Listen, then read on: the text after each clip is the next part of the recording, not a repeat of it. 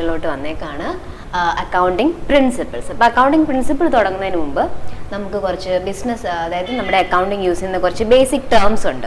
നിങ്ങളിപ്പം +1 സ്റ്റാർട്ട് ചെയ്ത് നിങ്ങൾ MCOM അല്ലെങ്കിൽ അക്കൗണ്ട്സിൻ്റെ ഏത് ഡിഗ്രി എടുക്കാൻ പോയാൽ അല്ലെങ്കിൽ ഏത് കോഴ്സ് ചെയ്താലും നമുക്ക് ഈ പറയുന്ന ടേംസ് എല്ലാം വളരെ അത്യാവശ്യമായിട്ടുള്ള കുറച്ച് ഇമ്പോർട്ടൻ്റ് ആയിട്ടുള്ള വളരെ വൈറ്റൽ ആയിട്ടുള്ള അക്കൗണ്ടിങ് കുറച്ച് ടേംസ് ആണ്. അപ്പോൾ ഓരോന്നായിട്ട് നമുക്ക് പരിചയപ്പെടാം. We can start with entity. Okay, entity എന്ന് വെച്ചാൽ ഫിസിക്കലി ഐഡൻറ്റിഫൈഡ് ബിസിനസ് എൻ്റർപ്രൈസ്. ശരിക്കും ചുരുക്കി പറഞ്ഞു കഴിഞ്ഞാൽ ഒരു ബിസിനസ് അല്ലെങ്കിൽ ലാഭത്തിന് വേണ്ടിയിട്ട് അല്ലെങ്കിൽ പ്രോഫിറ്റ് മേക്ക് ചെയ്യാനായിട്ട് സാധനങ്ങളോ സേവനങ്ങളോ എക്സ്ചേഞ്ച് ചെയ്തുകൊണ്ട് പ്രോഫിറ്റ് മേക്ക് ചെയ്യാനായിട്ട് ഒരു ബിസിനസ് തുടങ്ങുന്ന എല്ലാ ബിസിനസ്സുകളെയും നമ്മൾ വിളിക്കുന്ന പേരാണെന്ത്? എൻറ്റിറ്റി എന്ന് പറയുന്നു. ജോയ് ആലുക്കാസ് ഒരു എൻറ്റിറ്റിയാണ്, അല്ലെങ്കിൽ ടാറ്റ മോട്ടോഴ്സ് എൻറ്റിറ്റിയാണ്. അല്ലെങ്കിൽ നമ്മൾ എന്ത് ബിസിനസ് ആണെങ്കിലും ഒരു ബിസിനസ് ഒരു പേരെഴുതി വെച്ചിരിക്കുന്ന ഒരു ബിസിനസ് എൻറ്റിറ്റി അവരവിടെ എന്തെങ്കിലും ഒരു activity in order to gain profit ഒരു ആക്ടിവിറ്റി അവിടെ നടത്തുന്നുണ്ടെങ്കിൽ we can call it as entity. അപ്പോൾ entity is physically identifiable business enterprise. Okay, also called accounting entity. അപ്പോൾ ഈ ബിസിനസ് എൻറ്റിറ്റി അല്ലെങ്കിൽ ഈ എൻറ്റിറ്റിയെ നമുക്ക് വേറൊരു പേരും കൂടെ ഇട്ട് വിളിക്കാം. എന്താണ്? Accounting entity. അക്കൗണ്ടിങ് എൻറ്റിറ്റി എന്നും കൂടെ എന്തിനെ വിളിക്കാം? ഈ എൻറ്റിറ്റി എന്നുള്ളതിനെ വിളിക്കാം. അപ്പോൾ എൻറ്റിറ്റി എന്താണ്? ഒരു ബിസിനസ് ഓർഗനൈസേഷൻ അവരെന്ത് ബിസിനസ്സും ചെയ്തോട്ടെ, അവരെന്ത് സർവീസും പ്രൊവൈഡ് ചെയ്തോട്ടെ, അതൊരു ബിസിനസ് കൺസേൺ ആണ് എങ്കിൽ, അല്ല അതിനെ ഒരു ഐഡൻറ്റിഫൈ ചെയ്യാൻ നമുക്ക് പറ്റുന്നുണ്ടെങ്കിൽ, ഫോർ എക്സാമ്പിൾ നമുക്കൊരു എല്ലാ ബിസിനസ്സുകൾക്കും അതിൻ്റെ ഒരു പേരുണ്ടല്ലോ, അതിൻ്റെ ഒരു ഐഡൻറ്റിഫിക്കേഷൻ നെയിം ഉണ്ടായിരിക്കുമല്ലോ. അങ്ങനെ ഐഡൻറ്റിഫൈ ചെയ്യാൻ കഴിയുന്നുണ്ട് എങ്കിൽ അതിനെ നമ്മൾ വിളിക്കുന്ന പേരാണെന്ത്? ബിസിനസ് എൻറ്റിറ്റി എന്ന് പറയുന്നത്. ഫോർ ദിസ് ജ്യോതിസ് അക്കാഡമി നമ്മളെന്താ ചെയ്യുന്നത്? നമ്മൾ സർവീസ് പ്രൊവൈഡ് ചെയ്യുന്നു അല്ലേ? നമ്മൾ കൊടുക്കുന്ന എന്താണ്? സർവീസാണ്. അപ്പോൾ നമ്മൾ പ്രോഫിറ്റ് മേക്ക് ചെയ്യാനായിട്ട് നമ്മുടെ സർവീസ് പ്രൊവൈഡ് ചെയ്യുന്നു. സോ നമ്മൾ സർവീസ് പ്രൊവൈഡ് ചെയ്യുമ്പോൾ നമ്മൾ എന്താണ്? നമ്മളൊരു ബിസിനസ് എൻറ്റിറ്റിയാണ്. ഓക്കെ, അപ്പോൾ അത്രയേ ഉള്ളൂ. അതിൻ്റെ വേറൊരു പേരാണെന്ത്? Accounting entity.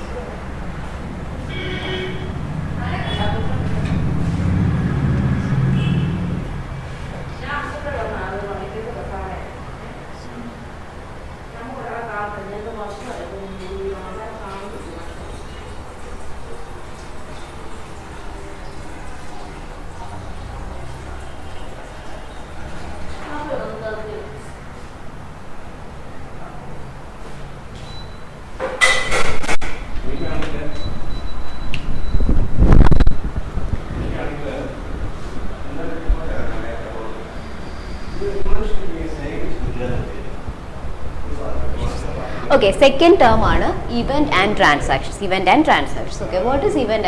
Involving exchange of value between two entities. ഇപ്പോൾ entities എന്താണെന്ന് നമ്മൾ പഠിച്ചു. ഒരു ബിസിനസ് ഓർഗനൈസേഷനാണ് നമ്മൾ എൻറ്റിറ്റി എന്ന് പറയുന്നത്. ഈ ബിസിനസ് ഓർഗനൈസേഷൻ എന്ത് ചെയ്യും? ബാക്കിയുള്ള അല്ലെങ്കിൽ മറ്റ് business ഓർഗനൈസേഷനുമായിട്ട് they make deals, which make business deals അല്ലേ? ആ ഡീൽസിന് പറയുന്ന പേരാണെന്ത്? ബിസിനസ് ഇവൻറ്റ്സ് എന്ന് പറയുന്നത്. അപ്പോൾ ചുമ്മാതല്ലല്ലോ, we have to exchange it for money. നമ്മൾ എന്ത് സർവീസ് ആണെങ്കിലും നമ്മൾ ഗുഡ്സ് ആണെങ്കിലും കൊടുക്കുന്നതെങ്കിൽ അത് എന്തിൻ്റെ ബേസിലായിരിക്കും? മണി വാല്യൂവിലായിരിക്കും നമ്മൾ എക്സ്ചേഞ്ച് ചെയ്യുന്നത്. അപ്പോൾ ഒരു വാല്യൂ അങ്ങോട്ടേക്ക് ഇങ്ങോട്ടും നമ്മൾ എന്ത് ചെയ്യുന്നുണ്ട്?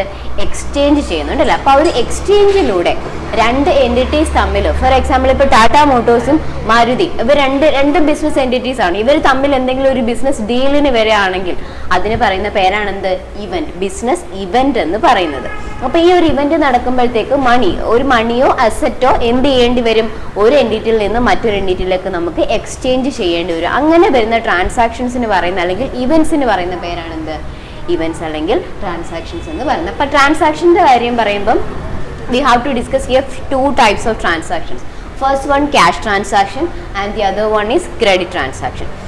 ക്യാഷ് ട്രാൻസാക്ഷൻ അതിൻ്റെ പേര് സൂചിപ്പിക്കുന്നത് പോലെ തന്നെ നമ്മൾ ക്യാഷിന് കൊടുത്ത് നമ്മൾ ട്രാൻസാക്ഷൻസ് എക്സിക്യൂട്ട് ചെയ്യുന്ന ഒരു പ്രോസസ്സാണ്. ഫോർ എക്സാമ്പിൾ, നമ്മളിപ്പോൾ കടയിൽ പോയിട്ട് നമ്മുടെ അടുത്തൊരു കടയിൽ പോയിട്ട് നമ്മൾ സാധനങ്ങൾ വാങ്ങിക്കുന്നു. സാധനങ്ങൾ വാങ്ങിച്ചു കഴിഞ്ഞ ഉടനെ ഇപ്പോൾ 150 രൂപ എന്ന് വെച്ചു, നമ്മൾ സാധനങ്ങൾ വാങ്ങിക്കുന്നു.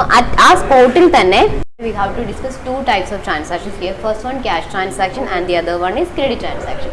Cash transaction എന്ന് പറയുന്നത് നമ്മൾ ക്യാഷ് കൊടുത്തിട്ട് ട്രാൻസാക്ഷൻസ് എക്സിക്യൂട്ട് ചെയ്യുന്നു. ഇപ്പം നമ്മുടെ അടുത്തുള്ള ഒരു കടയിൽ പോയി നമുക്ക് കുറച്ച് സാധനങ്ങൾ വാങ്ങിച്ചു, ഒരു 150 രൂപയായി.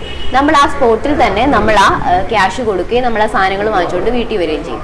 അവിടെ ഒരേ സമയം നമ്മുടെ ആ ട്രാൻസാക്ഷൻ അവിടെ എക്സിക്യൂട്ട് ചെയ്യും. നമ്മൾ സാധനങ്ങൾ വാങ്ങിച്ചു, നമ്മൾ അതിൻ്റെ പേയ്മെൻറ്റ് നടത്തി. അപ്പം അങ്ങനെ വരുന്ന റെഡി ക്യാഷ് പേയ്മെൻറ്റ് വരുന്ന ട്രാൻസാക്ഷൻസ് ആണ് ക്യാഷ് ട്രാൻസാക്ഷൻസ് എന്ന് പറയുന്നത്.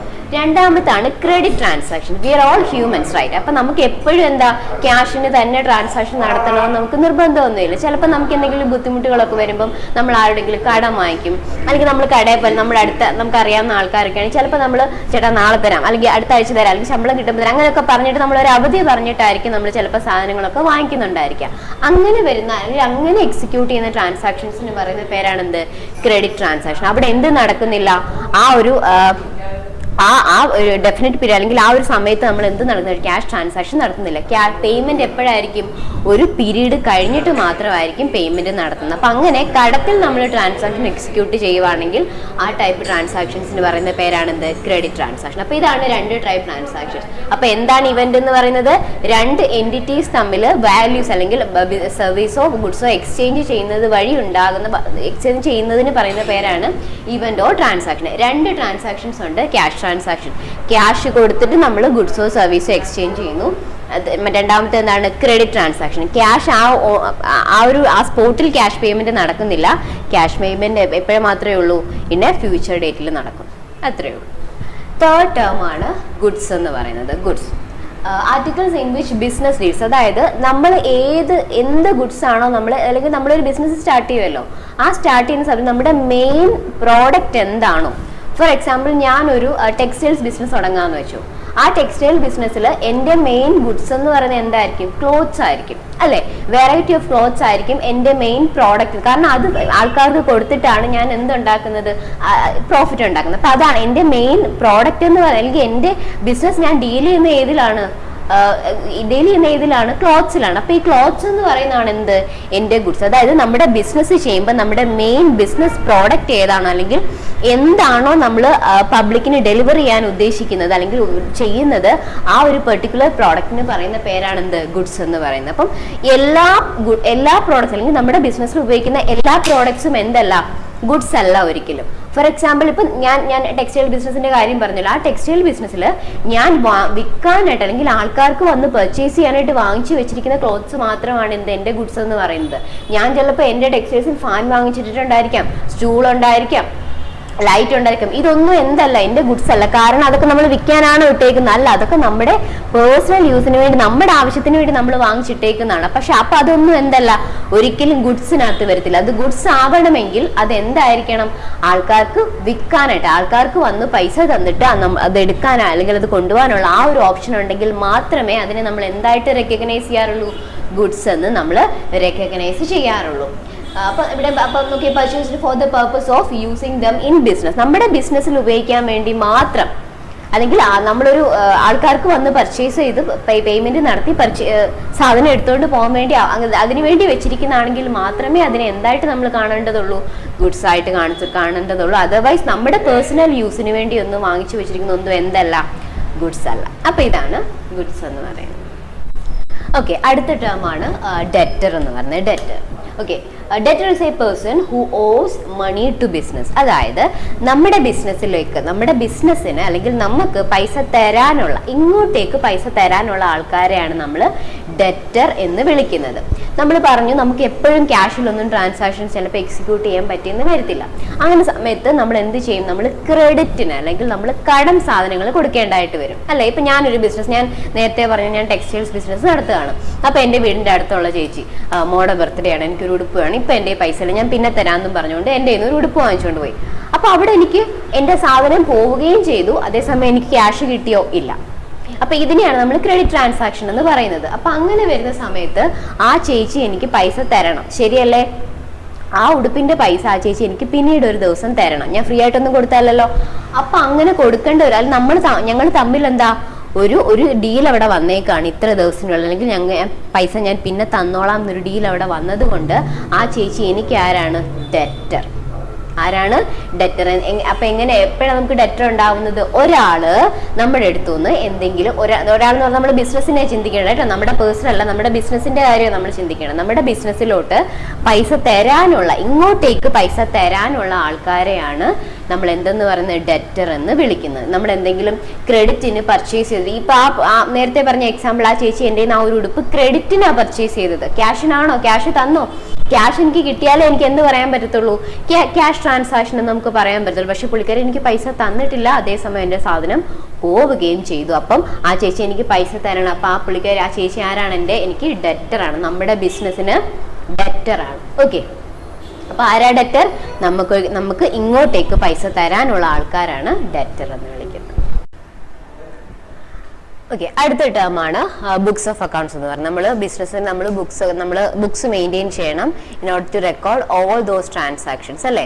അപ്പൊ അങ്ങനെ ട്രാൻസാക്ഷൻസ് റെക്കോർഡ് ചെയ്ത് വെക്കുന്നതിന് പറയുന്ന പേരാണ് ബുക്സ് ഓഫ് അക്കൗണ്ട്സ്. അതിനെ മൊത്തത്തിൽ പറയുന്ന പേരാണ് books of accounts.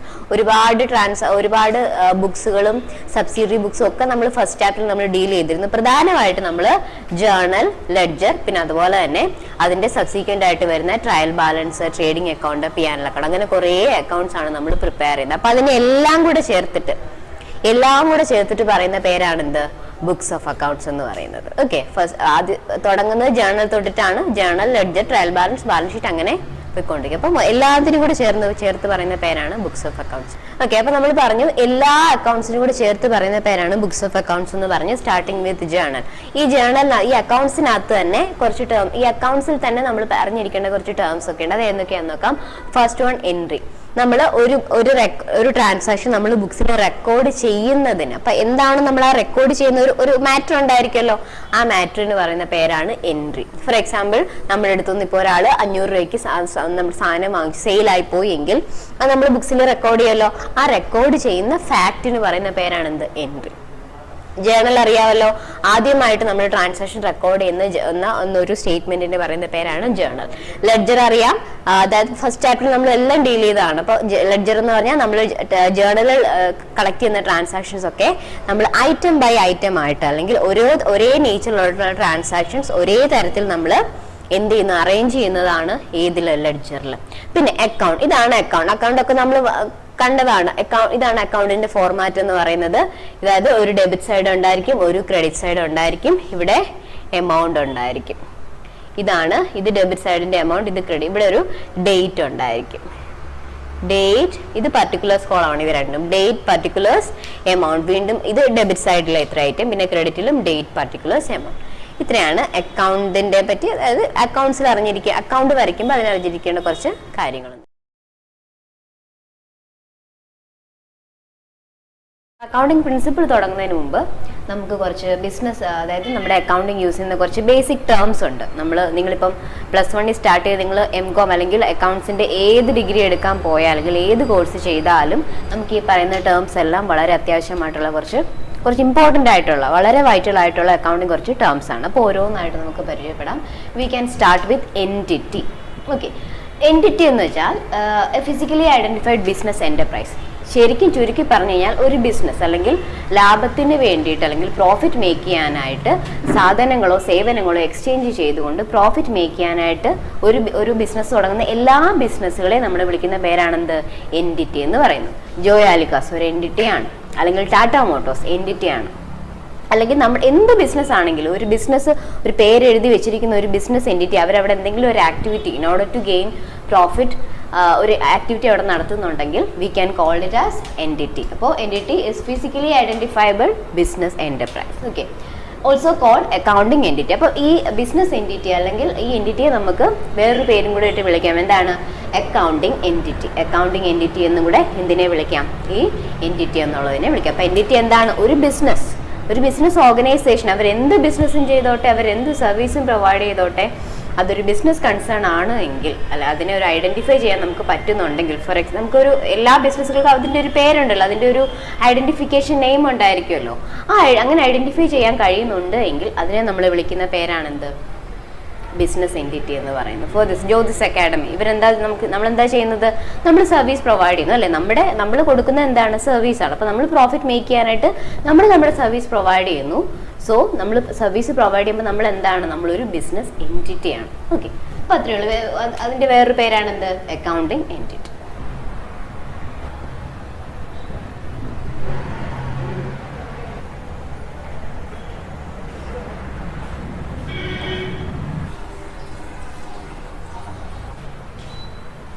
Okay, second term ആണ് event and transactions. Okay, what is event? Involving exchange of value between two entities. ഇപ്പോൾ entities എന്താണെന്ന് നമ്മൾ പഠിച്ചു. ഒരു ബിസിനസ് ഓർഗനൈസേഷനാണ് നമ്മൾ എൻറ്റിറ്റി എന്ന് പറയുന്നത്. ഈ ബിസിനസ് ഓർഗനൈസേഷൻ എന്ത് ചെയ്യും, ബാക്കിയുള്ള അല്ലെങ്കിൽ മറ്റ് business ഓർഗനൈസേഷനുമായിട്ട് they make deals.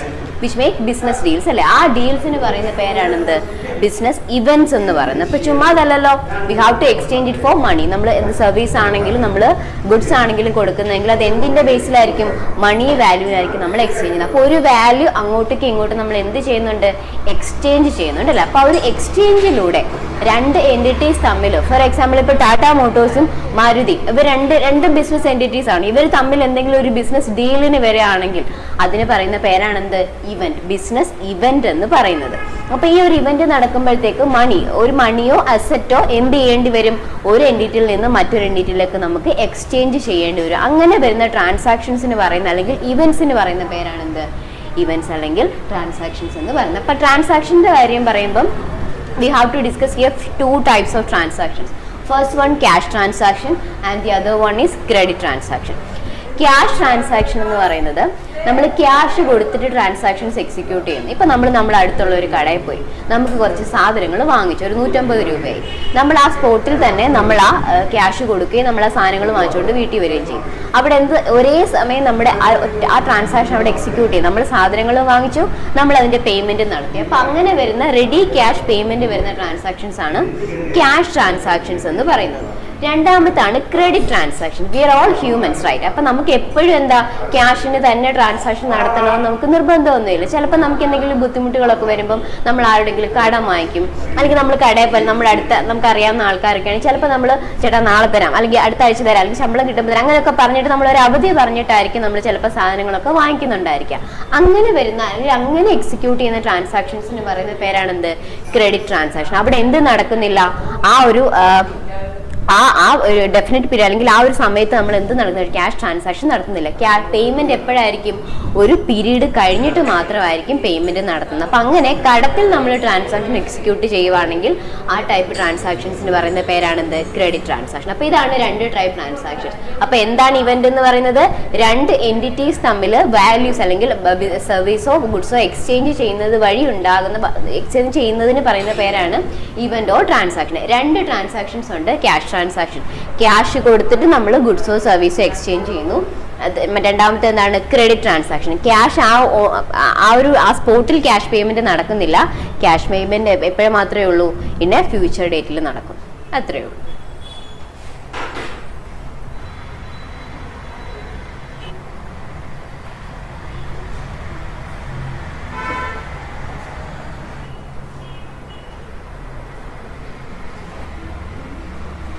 Third term ആണ് ഗുഡ്സ് എന്ന് പറയുന്നത്. Goods articles in which business deals, അതായത് നമ്മൾ എന്ത് ഗുഡ്സ് ആണോ അല്ലെങ്കിൽ നമ്മളൊരു ബിസിനസ് സ്റ്റാർട്ട് ചെയ്യുമല്ലോ, ആ സ്റ്റാർട്ട് ചെയ്യുന്ന സമയത്ത് നമ്മുടെ മെയിൻ പ്രോഡക്റ്റ് എന്താണോ, ഫോർ എക്സാമ്പിൾ ഞാനൊരു ടെക്സ്റ്റൈൽസ് ബിസിനസ് തുടങ്ങാമെന്ന് വെച്ചു. ആ ടെക്സ്റ്റൈൽ ബിസിനസ്സിൽ എൻ്റെ മെയിൻ ഗുഡ്സ് എന്ന് പറയുന്നത് എന്തായിരിക്കും, ക്ലോത്ത്സ് ആയിരിക്കും അല്ലേ. വെറൈറ്റി ഓഫ് ക്ലോത്ത്സ് ആയിരിക്കും എൻ്റെ മെയിൻ പ്രോഡക്റ്റ്. കാരണം അത് ആൾക്കാർക്ക് കൊടുത്തിട്ടാണ് ഞാൻ എന്തുണ്ടാക്കുന്നത്, പ്രോഫിറ്റ് ഉണ്ടാക്കുന്നത്. അപ്പം അതാണ് എൻ്റെ മെയിൻ പ്രോഡക്റ്റ് എന്ന് പറയുന്നത്. അല്ലെങ്കിൽ എൻ്റെ ബിസിനസ് ഞാൻ ഡീൽ ചെയ്യുന്ന ഏതിലാണ്, ക്ലോത്ത്സിലാണ്. അപ്പൊ ഈ ക്ലോത്ത്സ് എന്ന് പറയുന്നതാണ് എന്ത്, എൻ്റെ ഗുഡ്സ്. അതായത് നമ്മുടെ ബിസിനസ് ചെയ്യുമ്പോൾ നമ്മുടെ മെയിൻ ബിസിനസ് പ്രോഡക്റ്റ് ഏതാണോ അല്ലെങ്കിൽ എന്താണോ നമ്മൾ പബ്ലിക്കിന് ഡെലിവർ ചെയ്യാൻ ഉദ്ദേശിക്കുന്നത് അല്ലെങ്കിൽ ചെയ്യുന്നത്, ആ ഒരു പെർട്ടിക്കുലർ പ്രോഡക്റ്റിന് പറയുന്ന പേരാണ് എന്ത്, ഗുഡ്സ് എന്ന് പറയുന്നത്. അപ്പം എല്ലാ പ്രോഡക്റ്റ്സ് അല്ലെങ്കിൽ നമ്മുടെ ബിസിനസ്സിൽ ഉപയോഗിക്കുന്ന എല്ലാ പ്രോഡക്ട്സും എന്തല്ല, ഗുഡ്സ് അല്ല ഒരിക്കലും. ഫോർ എക്സാമ്പിൾ ഇപ്പം ഞാൻ ടെക്സ്റ്റൈൽ ബിസിനസിന്റെ കാര്യം പറഞ്ഞല്ലോ. ആ ടെക്സ്റ്റൈൽ ബിസിനസ്സിൽ ഞാൻ വിൽക്കാനായിട്ട് അല്ലെങ്കിൽ ആൾക്കാർക്ക് വന്ന് പർച്ചേസ് ചെയ്യാനായിട്ട് വാങ്ങിച്ചു വെച്ചിരിക്കുന്ന ക്ലോത്ത്സ് മാത്രമാണ് എൻ്റെ ഗുഡ്സ് എന്ന് പറയുന്നത്. ഞാൻ ചിലപ്പോൾ എൻ്റെ ടെക്സ്റ്റൈൽസിൽ ഫാൻ വാങ്ങിച്ചിട്ടുണ്ടായിരിക്കാം, സ്റ്റൂൾ ഉണ്ടായിരിക്കാം, ലൈറ്റ് ഉണ്ടായിരിക്കും. ഇതൊന്നും എന്തല്ല, എന്റെ ഗുഡ്സ് അല്ല. കാരണം അതൊക്കെ നമ്മൾ വിൽക്കാനാണോ ഇട്ടേക്കുന്നത്? അല്ല, അതൊക്കെ നമ്മുടെ പേഴ്സണൽ യൂസിന് വേണ്ടി, നമ്മുടെ ആവശ്യത്തിന് വേണ്ടി നമ്മൾ വാങ്ങിച്ചിട്ടേക്കുന്നതാണ്. പക്ഷെ അപ്പൊ അതൊന്നും എന്തല്ല, ഒരിക്കലും ഗുഡ്സിനകത്ത് വരത്തില്ല. അത് ഗുഡ്സ് ആവണമെങ്കിൽ അത് എന്തായിരിക്കണം, ആൾക്കാർക്ക് വിൽക്കാനായിട്ട്, ആൾക്കാർക്ക് വന്ന് പൈസ തന്നിട്ട് അത് എടുക്കാനോ അല്ലെങ്കിൽ അത് കൊണ്ടുപോകാനുള്ള ആ ഒരു ഓപ്ഷൻ ഉണ്ടെങ്കിൽ മാത്രമേ അതിനെ നമ്മൾ എന്തായിട്ട് റെക്കഗ്നൈസ് ചെയ്യാറുള്ളൂ, ഗുഡ്സ് എന്ന് നമ്മൾ റെക്കഗ്നൈസ് ചെയ്യാറുള്ളൂ. അപ്പൊ ഇവിടെ നോക്കി, purchased for the purpose of using them in business, നമ്മുടെ ബിസിനസ്സിൽ ഉപയോഗിക്കാൻ വേണ്ടി മാത്രം, അല്ലെങ്കിൽ നമ്മളൊരു ആൾക്കാർക്ക് വന്ന് പർച്ചേസ് ചെയ്ത് പേയ്മെന്റ് നടത്തി സാധനം എടുത്തുകൊണ്ട് പോകാൻ വേണ്ടി അതിനുവേണ്ടി വെച്ചിരിക്കുന്നതാണെങ്കിൽ മാത്രമേ അതിനെ എന്തായിട്ട് നമ്മൾ കാണേണ്ടതുള്ളൂ, ഗുഡ്സ് ആയിട്ട് കാണേണ്ടതുള്ളൂ. അതർവൈസ് നമ്മുടെ പേഴ്സണൽ യൂസിന് വേണ്ടി ഒന്നും വാങ്ങിച്ചു വെച്ചിരിക്കുന്ന ഒന്നും എന്തല്ല, ഗുഡ്സ് അല്ല. അപ്പൊ ഇതാണ് ഗുഡ്സ് എന്ന് പറയുന്നത്.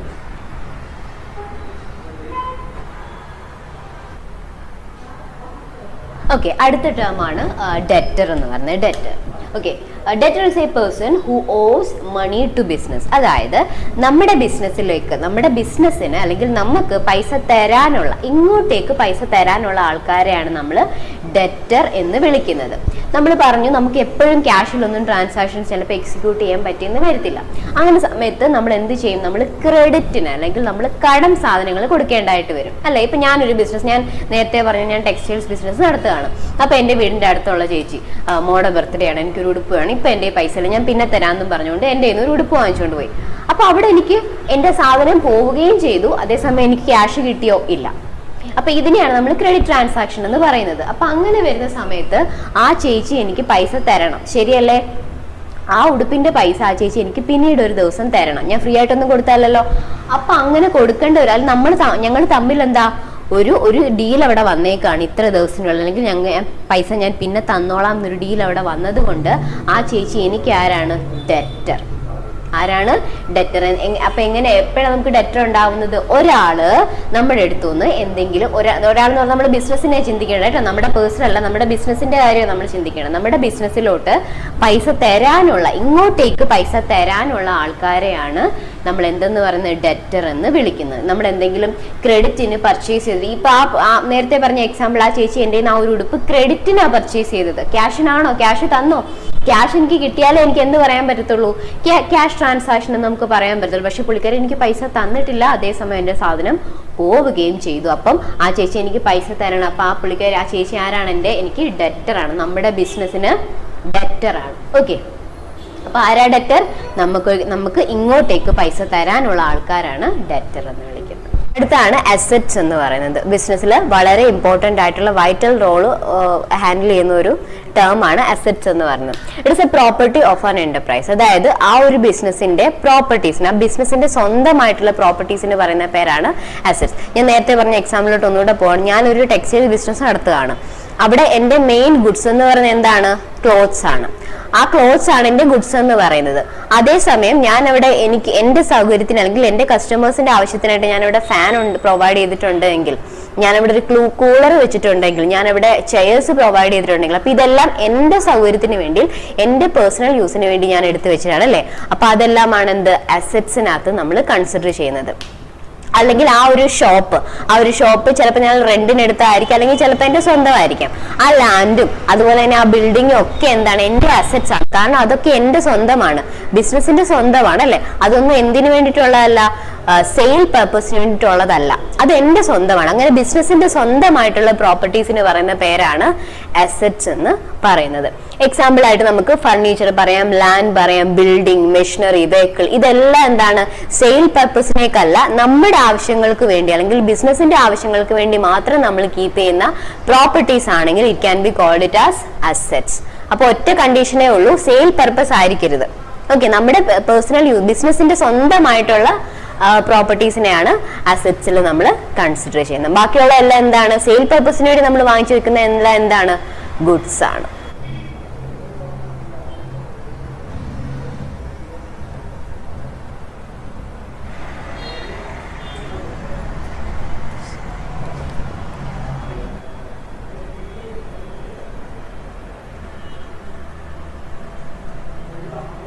ഓക്കെ, അടുത്തതാണ് എക്സ്പെൻഡിച്ചർ. എക്സ്പെൻഡിച്ചേഴ്സ് എന്ന് വെച്ചാൽ ചിലവുകൾ, നമ്മുടെ ബിസിനസ്സിൽ ഉണ്ടാവുന്ന കോസ്റ്റ് അല്ലെങ്കിൽ ചിലവുകളെയാണ് നമ്മൾ എക്സ്പെൻഡിച്ചേഴ്സ് എന്ന് പറയുന്നത്.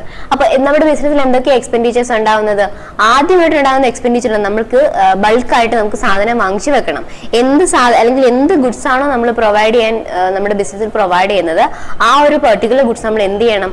ബൾക്കായിട്ട് നമ്മൾ പർച്ചേസ് ചെയ്ത് വെക്കണം. അതാണ് ഏറ്റവും കൂടുതൽ അല്ലെങ്കിൽ ഏറ്റവും മെയിൻ ആയിട്ട് ഉണ്ടാവുന്ന ബിസിനസ്സിൽ ഉണ്ടാവുന്ന ഒരു കോസ്റ്റ്. അതാണ്. ഇനി വേറെയും കോസ്റ്റുകൾ ഉണ്ടാവാറുണ്ട്. Purchasing of machinery, purchase of machinery അല്ലെങ്കിൽ പർച്ചേസ് ഓഫ് ലാൻഡ്. നമ്മുടെ ബിസിനസ് തുടങ്ങാൻ വേണ്ടി നമ്മൾ ലാൻഡോ ബിൽഡിങ്ങോ അങ്ങനെ എന്തെങ്കിലും വാങ്ങിക്കുവാണെങ്കിൽ അത് എക്സ്പെൻഡിച്ചർ ആണ്. അതുപോലെ തന്നെ പേയ്മെന്റ് ഓഫ് സാലറി, റെന്റ്. നമ്മൾ അവിടെ നമ്മുടെ ബിസിനസ്സിൽ ജോലി ചെയ്യുന്ന ആൾക്കാർക്ക് we have to pay salary അല്ല, അത് നമ്മുടെ എക്സ്പെൻഡിച്ചർ ആണ്. അതുപോലെ തന്നെ നമ്മൾ ബിസിനസ് ചെയ്യുന്ന ആ ഒരു ബിൽഡിംഗ് ഉണ്ടായിരിക്കുമല്ലോ, അത് നമ്മുടെ ചിലപ്പോൾ സ്വന്തമായിരിക്കത്തില്ല, ചിലപ്പോൾ റെന്റിന് എടുത്തായിരിക്കാം. അപ്പം നമ്മൾ we have to pay monthly rent. അപ്പൊ അതും എന്താണ്? നമ്മുടെ എക്സ്പെൻഡിച്ചർ. ഇങ്ങനെ ബിസിനസിന്റെ കയ്യിൽ നിന്ന് ബിസിനസ്സിൽ നിന്നും അങ്ങോട്ടേക്ക് പോകുന്ന എല്ലാ ട്രാൻസാക്ഷൻസിനെയും നമ്മൾ കൺസിഡർ ചെയ്യുന്ന എന്തായിട്ടാണ്? എക്സ്പെൻഡിച്ചേഴ്സ് ആയിട്ടാണ്. ഈ എക്സ്പെൻഡിച്ചേഴ്സിനെ നമ്മൾ രണ്ടായിട്ട് ക്ലാസിഫൈ ചെയ്യുന്നുണ്ട്. റവന്യൂ എക്സ്പെൻഡിച്ചർ എന്നും ക്യാപിറ്റൽ എക്സ്പെൻഡിച്ചർ എന്നും.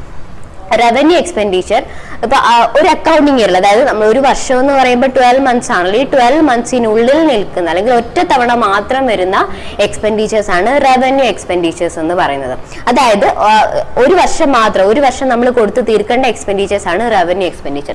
ക്യാപിറ്റൽ എക്സ്പെൻഡിച്ചർ എന്ന് വെച്ചാൽ നമുക്ക് ആ ഒരു വർഷം കൊണ്ട് നമുക്ക് ചിലപ്പോൾ കൊടുത്തു തീർക്കാൻ പറ്റത്തില്ല. ചിലപ്പോൾ അത് മോർ ദാൻ 1 അക്കൗണ്ടിങ് ഇയറിലേക്ക് എന്തായിട്ട് പോകും? സ്പ്രെഡ് ആയിട്ട് പോകും. അങ്ങനെ വരുന്ന ഈവൻ എക്സ്പെൻഡിച്ചേഴ്സ് ആണ് ക്യാപിറ്റൽ എക്സ്പെൻഡിച്ചർ. ഇപ്പൊ റവന്യൂ എക്സ്പെൻഡിച്ചർ എക്സാമ്പിൾ പറയുകയാണെങ്കിൽ നമുക്ക് സാലറി പറയാം. അതായത് എല്ലാ മാസവും നമ്മൾ കൊടുത്തു തീർക്കും. ഒരു വർഷം ബൾക്കായിട്ടല്ലല്ലോ നമ്മൾ കൊടുക്കുന്നത്, ഓരോ മാസവും അല്ലേ നമ്മൾ സാലറി കൊടുക്കും. അതുപോലെ തന്നെ റെന്റ്, ഇതൊക്കെ എന്താ? റെക്കറിംഗ് ആയിട്ട് വരുന്ന ഐറ്റംസ് ആണ്. അപ്പൊ റെക്കറിംഗ് വരുന്നുണ്ട് എങ്കിൽ അത് എന്തായിട്ട് നമ്മൾ ട്രീറ്റ് ചെയ്യും? റവന്യൂ ആയിട്ട് ട്രീറ്റ് ചെയ്യും. നമ്മളിപ്പോ ഇന്ന് സാലറി കൊടുത്തു, ഈ മാസം സാലറി കൊടുത്തു, അടുത്ത മാസം സാലറി കൊടുക്കുന്നില്ല എന്ന് പറയാൻ പറ്റുമോ? ഇല്ല. കഴിഞ്ഞ മാസം തന്നതല്ലേ, ഈ മാസം വേണ്ട നമുക്ക് പറയാൻ പറ്റുമോ? ഇല്ല. അതിങ്ങനെ റെക്കറിംഗ് ആയിട്ട് സംഭവിച്ചുകൊണ്ട് ഇരിക്കുന്ന എക്സ്പെൻഡിച്ചേഴ്സ് ആണെങ്കിൽ അതിന് എന്തെന്ന് പറയും? Revenue expenditure. റെക്കറിംഗ് നേച്ചർ ആയിരിക്കും ഏതിന്? റവന്യൂ എക്സ്പെൻഡിച്ചേഴ്സിന് റെക്കറിംഗ് നേച്ചർ ആയിരിക്കും. രണ്ടാമത്തേതാണ് capital expenditure. Capital expenditure revenue പോലെയല്ല, എപ്പോഴും ഒന്നും ഉണ്ടാവത്തില്ല. ക്യാപിറ്റൽ എക്സ്പെൻഡിച്ചേഴ്സ് എന്ന് വെച്ചാൽ റവന്യൂ പോലെ റെക്കറിംഗ് അല്ല, അതായത് ഇടയ്ക്കിടയ്ക്ക് ഉണ്ടാവത്തില്ല. അത് മേ ബി ഫോർ വൺസ് അല്ലെങ്കിൽ ട്വൈസ് ഒക്കെ സംഭവിക്കത്തുള്ളൂ. ഫോർ എക്സാമ്പിൾ, നമ്മളൊരു ബിൽഡിംഗ് പർച്ചേസ് ചെയ്തു. നമ്മുടെ എല്ലാ മാസവും ബിൽഡിംഗ് പർച്ചേസ് ചെയ്യുന്നില്ലല്ലോ, അല്ലേ? ചിലപ്പോൾ ഒരു വർഷത്തിൽ ഒരു തവണ ആയോ അല്ലെങ്കിൽ 2 തവണ ആയല്ലോ നമ്മൾ ബിൽഡിംഗ് പർച്ചേസ് ചെയ്യത്തുള്ളായിരിക്കും. അങ്ങനെ വളരെ റെയർ ആയിട്ട് സംഭവിക്കുന്ന ട്രാൻസാക്ഷൻസിന് പറയുന്ന പേരാണ് ക്യാപിറ്റൽ എക്സ്പെൻഡിച്ചേഴ്സ് എന്ന് പറയുന്നത്. അപ്പൊ എന്താ റവന്യൂ എക്സ്പെൻഡിച്ചേഴ്സ് എന്ന് പറഞ്ഞാൽ? റെക്കറിംഗ് ആയിരിക്കും, അതായത് ഇടയ്ക്കിടയ്ക്ക് സംഭവിച്ചുകൊണ്ടേയിരിക്കും. എക്സാമ്പിൾസ് എന്തൊക്കെയാ? Payment of rent, payment of salary, ഇങ്ങനെയുള്ള കാര്യങ്ങളൊക്കെ. ക്യാപിറ്റൽ എക്സ്പെൻഡിച്ചർ എന്ന് വെച്ചാൽ വർഷത്തിൽ ഒരു തവണ മാത്രമേ നമുക്ക് സംഭവിക്കത്തുള്ളൂ. It is non recurring in nature ആണ്.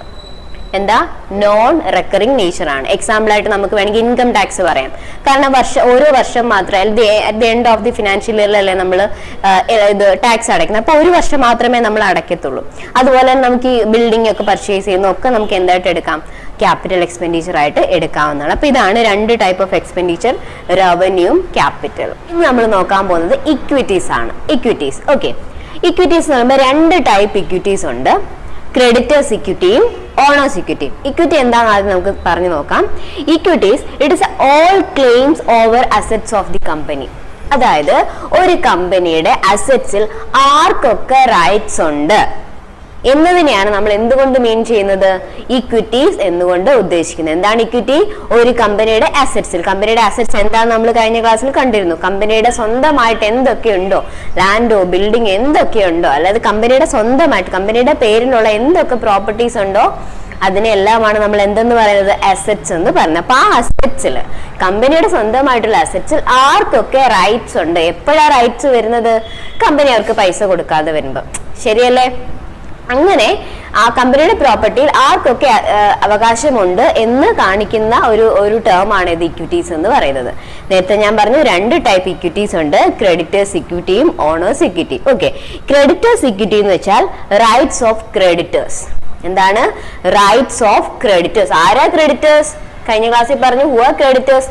നമ്മൾ അങ്ങോട്ട് പൈസ കൊടുക്കാനുള്ള ആൾക്കാരാണ് ക്രെഡിറ്റേഴ്സ് എന്ന് പറയുന്നത്, അല്ലെ? ആ ക്രെഡിറ്റേഴ്സിന് നമ്മൾക്ക് പൈസ കൊടുക്കാനില്ല എങ്കിൽ, അല്ലെങ്കിൽ നമ്മൾ അവർക്ക് കൊടുക്കാനുള്ള പേയ്മെന്റ് ഫെയിൽ ആക്കുകയാണെങ്കിൽ they have the rights of assets of our company. അല്ലെ, നമ്മുടെ അസറ്റ്സിൽ അവർക്കൊരു റൈറ്റ് ഉണ്ടായിരിക്കും. എന്തിന്?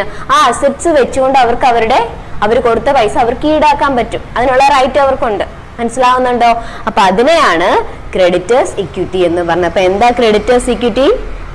It is creditors rights over the assets of the company. Okay ആണോ? രണ്ടാമത്തെ ടൈപ്പ് ആണ് ഓണേഴ്സ് ഇക്വിറ്റി. ഓണേഴ്സ് ഇക്വിറ്റി എന്ന് വെച്ചാൽ എന്താ? ഓണേഴ്സ് റൈറ്റ്, അതായത് ഓണറിന്റെ റൈറ്റ്സ്. നമ്മുടെ ആ ബിസിനസ് നടത്തുന്ന ആ ഒരു വ്യക്തി ഉണ്ടല്ലോ, പ്രൊപ്രൈറ്റർ എന്നോ ഓണർ എന്നോ അങ്ങനെ എന്ത് വേണമെങ്കിലും വിളിക്കാം. ആ വ്യക്തിക്ക് ആ ബിസിനസ്സിലുള്ള റൈറ്റിനെയാണ് ഓണേഴ്സ് ഇക്വിറ്റി. ഇതിന്റെ വേറൊരു പേരും കൂടെ പറയും, ക്യാപിറ്റൽ. ഡീറ്റെയിൽഡ് ആയിട്ട് നമുക്ക് അടുത്ത ക്യാപിറ്റലിന്റെ ടേം ഡിസ്കസ് ചെയ്യുമ്പോൾ പറയാം. ഇപ്പൊ ഇത്രയും ഓർത്തിരുന്നാൽ മതി. Owners right it is equal to capital എന്ന് വെച്ചാൽ മൂലധനം, മലയാളത്തിൽ പറയാറില്ല. അപ്പൊ ഇത്രയേ ഉള്ളൂ ഇക്വിറ്റീസിനെ പറ്റി പറയാനായിട്ട്. അപ്പൊ എന്താ equity? All claims over assets of the company. കമ്പനിയുടെ അസറ്റ്സിൽ ആർക്കൊക്കെ അവകാശമുണ്ടോ, ആർക്കൊക്കെ ക്ലെയിം ഉണ്ടോ, it is called equity. And equity is of two types, creditors equity and owners equity. What is creditors equity? It is the right of creditors over the assets of the company. കമ്പനിയുടെ assets ക്രെഡിറ്റേഴ്സിന് എന്ത് rights ആണുള്ളത് അത്. And the next one is owners equity. കമ്പനിയുടെ അസറ്റ്സിൽ നമ്മുടെ owner, as an owner എന്നുള്ള രീതിയിൽ അയാൾക്ക് എന്തൊക്കെ റൈറ്റ്സ് ഉണ്ടോ, it is called owners equity and it is equal to capital.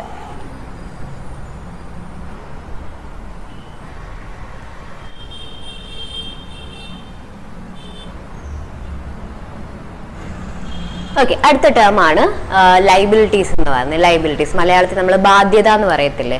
അപ്പൊ ബിസിനസിന്റെ ബാധ്യത അല്ലെങ്കിൽ liabilities, it is also called creditors equity. ഈ ലൈബിലിറ്റീസിന്റെ വേറൊരു പേരും കൂടെ നമ്മൾ തൊട്ട് മുമ്പ് പഠിച്ച creditors equity. Creditors equity is equal to liabilities. അതായത് നമ്മുടെ ബിസിനസ് പുറത്തുള്ള ആൾക്കാർക്ക് എത്ര രൂപ കൊടുക്കാനുണ്ട്. പല രീതിയിൽ നമ്മൾ ഇന്നലെയും പറഞ്ഞു, എല്ലാ ട്രാൻസാക്ഷൻസും ഒന്നും നമുക്ക് ക്യാഷിലൊന്നും എക്സിക്യൂട്ട് ചെയ്യാൻ പറ്റത്തില്ല. ചിലപ്പോൾ എന്തെങ്കിലുമൊക്കെ തിരിമറികളൊക്കെ നടത്തേണ്ടി വരാം. അതായത് കടം പറഞ്ഞ ഒരു അഡ്ജസ്റ്റ്മെന്റിലൊക്കെ കടം പറഞ്ഞൊക്കെ നമുക്ക് സാധനങ്ങളൊക്കെ എടുക്കുകയോ അല്ലെങ്കിൽ എന്തെങ്കിലും അങ്ങനെയുള്ള ചെറിയ ചെറിയ അഡ്ജസ്റ്റ്മെന്റ് ഒക്കെ നമ്മൾ കടമായിട്ട് നമ്മൾ എടുക്കേണ്ടി വരാം അല്ലെ. അപ്പൊ അങ്ങനെ വരുമ്പോൾ നമ്മൾ എന്ത് ചെയ്യണം? അവർ പറഞ്ഞിരിക്കുന്ന ആ സമയം കഴിയുമ്പോൾ നമ്മൾ തിരിച്ചു കൊടുക്കണം. അങ്ങനെ ബിസിനസിന്റെ പുറത്തേക്ക്, അതായത് ഔട്ട്സൈഡേഴ്സിന് നമ്മൾ എത്ര രൂപ കൊടുക്കാനുണ്ടോ അതാണ് ഈ ലൈബിലിറ്റീസ് കൊണ്ട് നമ്മൾ മീൻ ചെയ്യുന്നത്. അപ്പം ലൈബിലിറ്റീസിന്റെ വേറൊരു പേരെന്താണ്? Creditors equity. ആരാ ക്രെഡിറ്റേഴ്സ്? നമ്മൾ അങ്ങോട്ടേക്ക് പൈസ കൊടുക്കാനുള്ള ആൾക്കാർ. അപ്പൊ അങ്ങോട്ടേക്ക് പൈസ കൊടുക്കേണ്ടതാണല്ലോ, നമ്മുടെ ബാധ്യതയാണ്. ബാധ്യത എന്ന് പറയുമ്പോൾ ലൈബിലിറ്റി, ബിസിനസിന്റെ ലൈബിലിറ്റി ആണ് ക്രെഡിറ്റേഴ്സിന്, ഔട്ട്സൈഡ് ക്രെഡിറ്റേഴ്സിന് പേ ചെയ്യാന്നുള്ളത്. ഇനി ഔട്ട്സൈഡ് ക്രെഡിറ്റേഴ്സിന് പേ ചെയ്യാനുള്ളത് ലൈബിലിറ്റി ആണ്. ദെൻ എക്സാമ്പിൾ നോക്കിക്കഴിഞ്ഞാൽ ലോൺ ഫ്രം ബാങ്ക്. നമ്മൾ ബാങ്കിൽ നിന്ന് പോയൊരു ലോൺ എടുത്തു. അപ്പൊ ബിസിനസ് ഒക്കെ ലോൺ എടുക്കുക എന്ന് പറയുമ്പോൾ ചെറിയ ചെറിയ തുകയ്ക്കൊന്നും ആയിരിക്കത്തില്ലല്ലോ, ബൾക്ക് അല്ലെങ്കിൽ ഹ്യൂജ് എമൗണ്ടിനൊക്കെ ആയിരിക്കും അവർ ലോൺ എടുക്കുന്നത്. അപ്പം അത് ബാങ്ക് നമ്മൾ തിരിച്ചടയ്ക്കേണ്ടതാണ്. So it is a liability to the firm. Then salaries payable. നമ്മുടെ ബിസിനസ്സിലുള്ള ആൾക്കാർക്ക് നമ്മൾ സാലറി കൊടുക്കണ്ടേ, അത് നമ്മുടെ ലൈബിലിറ്റി അല്ലേ. Rent payable. നമ്മൾ ബിസിനസ് ചെയ്യുന്ന ആ ബിൽഡിംഗ് റെന്റിനാണെങ്കിൽ നമ്മൾ അവർക്ക് സാലറി കൊടുക്കണമല്ലോ, റെന്റ് കൊടുക്കണമല്ലോ ആ ബിൽഡിങ്ങിന്. It is a liability. And creditors for goods supplied. അതായത് നമ്മൾ ഈ വാങ്ങിച്ചു വെച്ചിരിക്കുന്ന സാധനങ്ങൾ, നമ്മുടെ ബിസിനസ്സിൽ ആൾക്കാർക്ക് വെക്കാനായിട്ട് നമ്മൾ ഈ വാങ്ങിച്ചു വെച്ചിരിക്കുന്ന സാധനങ്ങളുണ്ടല്ലോ, അത് തന്നിട്ടുള്ള ആൾക്കാരെയാണ് നമ്മൾ സപ്ലയേഴ്സ് എന്ന് വിളിക്കുന്നത്. അപ്പൊ ആ സപ്ലയേഴ്സ് നമുക്ക് എന്ത് തന്നിട്ടുണ്ടായിരിക്കും? കടം അനുവദിച്ചിട്ടുണ്ടായിരിക്കും. നമ്മൾ ആ പൈസ അവർക്ക് തിരിച്ചു കൊടുക്കേണ്ടതായതുകൊണ്ട് അതെന്താണ്? ലൈബിലിറ്റിയാണ്. ഇത്രയാണ് ലൈബിലിറ്റിയെ കുറിച്ച് പറയാനുള്ളത്. അപ്പൊ എന്താ ലൈബിലിറ്റി? നമ്മുടെ ബിസിനസ് പുറത്തുള്ള ആൾക്കാർക്ക് കൊടുക്കാനുള്ള, നമ്മുടെ കടക്കാർക്ക് കൊടുക്കാനുള്ള എമൗണ്ട് അല്ലെങ്കിൽ ആ ഒരു എമൗണ്ടിനെയാണ് നമ്മൾ ലൈബിലിറ്റീസ് എന്നുകൊണ്ട് ഉദ്ദേശിക്കുന്നത്. It is also called creditors equity. പുറത്തേക്കുള്ള ഔട്ട്സൈഡേഴ്സിന് കൊടുത്തു തീർക്കേണ്ടതായതുകൊണ്ട് അതിനെ ക്രെഡിറ്റേഴ്സ് ഇക്വിറ്റി എന്ന് വിളിക്കുന്നു. പേബിൾ ടു ഔട്ട്സൈഡേഴ്സ്, എക്സാമ്പിൾ ആയിട്ട് loan from bank, salaries payable, rent payable, supplies of creditors for goods supplied. ഇത് മാത്രമല്ല, ഇത് കുറച്ച് രണ്ട് എക്സാമ്പിൾ എഴുതിയെന്നേ ഉള്ളൂ. ഇഷ്ടം പോലെ നമുക്ക് പുറത്തേക്ക് കൊടുക്കാനുള്ള എല്ലാ എമൗണ്ടുകളും എന്ത് തന്നെയാണ്? നമ്മുടെ ബിസിനസിന്റെ ലൈബിലിറ്റിയാണ്.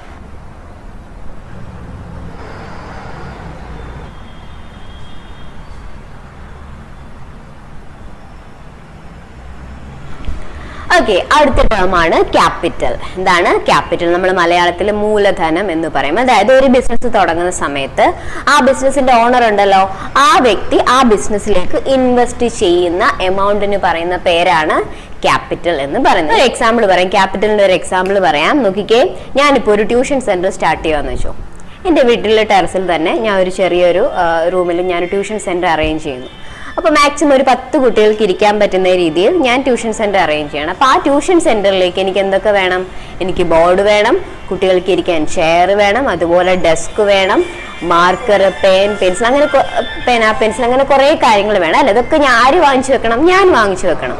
അപ്പൊ ഇതെല്ലാം വാങ്ങിക്കുന്നതിനായിട്ട് അല്ലെങ്കിൽ ഈ അറേഞ്ച്മെന്റ് ഒക്കെ ചെയ്യുന്നതിന് എനിക്കൊരു 20,000 റുപ്പീസ് ചെലവായെന്ന് വെച്ചോ. ഒരു 20,000 രൂപ എൻ്റെ കയ്യിൽ നിന്ന് ചെലവായിട്ടുണ്ട് എല്ലാത്തിനും കൂടെ. അങ്ങനെയാണെങ്കിൽ ഈ 20,000 രൂപയാണ് എൻ്റെ ക്യാപിറ്റൽ എന്ന് ഞാൻ വിളിക്കുന്നത്. എന്താണ് എൻ്റെ ക്യാപിറ്റൽ? കാരണം എന്താണ്? എൻ്റെ ആ ഒരു ബിസിനസ് അല്ലെങ്കിൽ എൻ്റെ ഒരു ട്യൂഷൻ ബിസിനസ് സ്റ്റാർട്ട് ചെയ്യാനായിട്ട് ഞാൻ എൻ്റെ കയ്യിൽ നിന്ന് എൻ്റെ പേഴ്സണൽ ആയിട്ടുള്ള എൻ്റെ പേഴ്സണൽ ഫണ്ടിൽ നിന്ന് ഇട്ട എമൗണ്ട് എത്രയാണ്? ഈ ഒരു ട്യൂഷൻ സെന്റർ മൊത്തത്തിൽ സെറ്റപ്പ് ചെയ്ത് എടുക്കുന്നതിന് എൻ്റെ കയ്യിൽ നിന്ന് എത്ര രൂപയായിട്ടുണ്ട്? റുപ്പീസ് 20,000 എൻ്റെ കയ്യിൽ നിന്ന് ആയിട്ടുണ്ട്. അപ്പൊ ഈ 20,000 വിളിക്കുന്ന പേരാണെന്ത്? ക്യാപിറ്റൽ. ഓക്കെ ആണോ? ഇനി ക്യാപിറ്റലിന്റെ വേറൊരു പ്രത്യേകത എന്ന് വെച്ചാൽ ഇത് ബിസിനസിന്റെ സൈസ് അനുസരിച്ച് മാറിക്കൊണ്ടേയിരിക്കും. ഇപ്പൊ എൻ്റെ ഒരു ചെറിയൊരു ട്യൂഷൻ ബിസിനസ് ആണ്, അതുകൊണ്ട് എനിക്കൊരു 20,000 രൂപയുടെ ക്യാപിറ്റൽ എനിക്ക് വേണ്ടി വന്നുള്ളൂ.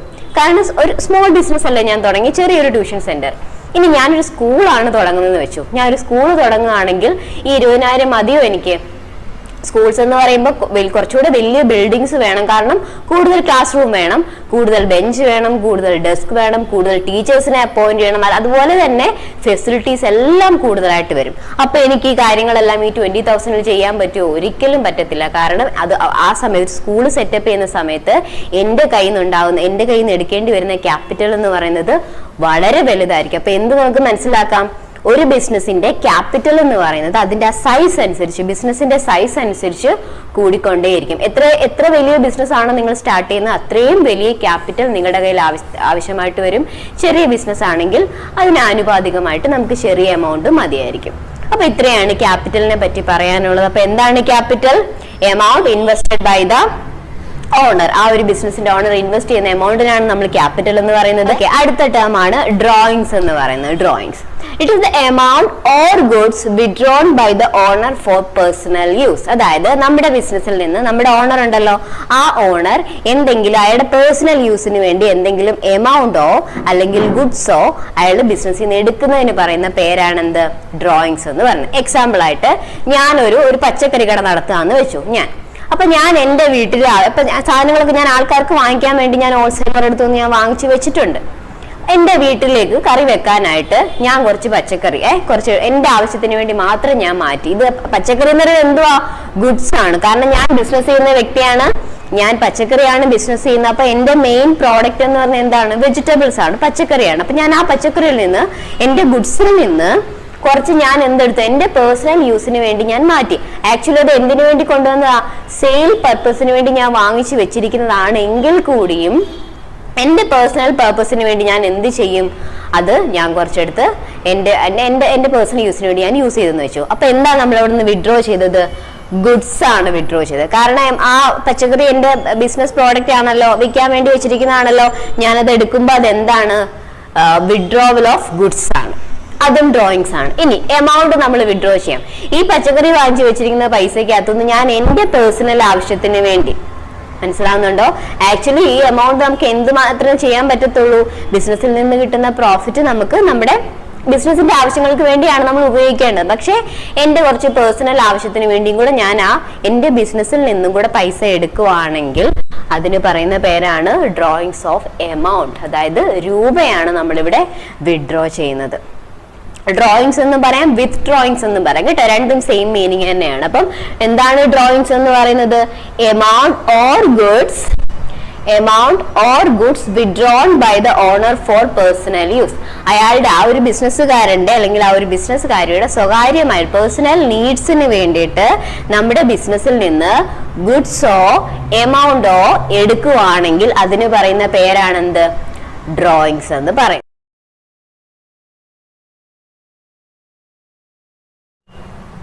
ഓക്കെ, അടുത്ത ടേം ആണ്. 3 ടേംസ് ഉണ്ട്. അത് 3 കൂടെ ഞാൻ ഒറ്റ എക്സാമ്പിൾ നമുക്കത് 3 കൂടെ അങ്ങ് പഠിച്ചെടുക്കാം. പ്രോഫിറ്റ്, ലോസ്, ഇൻകം, ഇതാണ് ആ 3 ടേംസ് എന്ന് പറയുന്നത്. ഒരു എക്സാമ്പിൾ തന്നെ നമുക്ക് ആ 3 കാര്യങ്ങൾ നമുക്കൊന്ന് ഡിസ്കസ് ചെയ്യാം. നോക്കി, ഒരു എക്സാമ്പിൾ ഞാൻ പറയാമേ. ഞാനൊരു എൻ്റെ വീട്ടിൽ ഞാൻ ഈ അച്ചാറൊക്കെ നമ്മൾ വീട്ടിൽ ഇട്ട് കൊടുക്കത്തില്ല, ഹോം മെയ്ഡ് അച്ചാർസ്. അപ്പൊ അതിന്റെ ഒരു ചെറിയൊരു ബിസിനസ് ആണ് എനിക്ക്. അപ്പൊ വലിയ എന്ന് വെച്ചാൽ വലിയ ലാർജ് സ്കെയിലൊന്നും അല്ല, വളരെ കുറച്ച്, ഒരു 10 കുപ്പി അത്രയും മതി. ഒരു 10 കുപ്പി 10 ബോട്ടിൽസ് അച്ചാറുകൾ ഞാൻ എൻ്റെ പരിചയത്തിലുള്ള എൻ്റെ അപ്പുറത്തെ വീട്ടിലുള്ളവർക്കും അടുത്തുള്ള കടയിലൊക്കെ കൊണ്ട് ഞാൻ ചെറിയ രീതിയിൽ, വളരെ ചെറിയ രീതിയിൽ ഒരു ചെറിയൊരു സംരംഭം എൻ്റെ വീട്ടിൽ നടത്തുകയാണ്. അപ്പൊ മാങ്ങാച്ചാറാണെന്ന് വെച്ചു, മാങ്ങ വാങ്ങിക്കണം അല്ലെ, 10 കുപ്പി അച്ചാറിടാനുള്ള മാങ്ങ ഞാൻ വാങ്ങിക്കണം. അതിന് വേണ്ട എല്ലാ ഇൻഗ്രീഡിയൻസും ഞാൻ വാങ്ങിക്കണം. ശരിയാണല്ലോ? അങ്ങനെ എല്ലാം വാങ്ങിച്ചു പെറുക്കി, ബോട്ടിൽ ഉൾപ്പെടെ ഞാൻ വാങ്ങിക്കണം എന്ന് വെച്ചു. ആ അച്ചാറിനകത്ത് ഇടാനുള്ള ഇൻഗ്രീഡിയൻസ് വാങ്ങിക്കണം. അതുപോലെ തന്നെ ആ ലേബലിൽ, നമ്മളൊരു ബിസിനസ് തുടങ്ങുന്ന നമ്മുടെ ഒരു ലേബൽ, നമ്മുടെ കടയുടെ ആ പേരൊക്കെ വെച്ചൊരു ലേബൽ ഒട്ടിക്കണം. അതിനൊക്കെ നമുക്ക് പൈസ ആവുന്നുണ്ടല്ലേ. ആ ബോട്ടിൽസ് വാങ്ങിക്കണം. അതുപോലെ തന്നെ എല്ലാ കാര്യങ്ങളും അതിന് എല്ലാം അടുപ്പിച്ച് നമ്മൾ, അതായത് ഒരു കുപ്പി പ്രോഡക്റ്റ് ആക്കി മാറ്റുന്നതിന് നമുക്കൊരു കോസ്റ്റ് ആവുന്നുണ്ട്. അങ്ങനെ ഈ 10 കുപ്പി അച്ചാർ ഉണ്ടാക്കി എടുക്കാനായിട്ട് എനിക്ക് ടോട്ടൽ കോസ്റ്റ് എത്ര വന്നു? ഒരു 2000 രൂപ എൻ്റെ കയ്യിൽ നിന്ന് ആയിട്ടുണ്ട്. മനസ്സിലാവുന്നുണ്ടോ?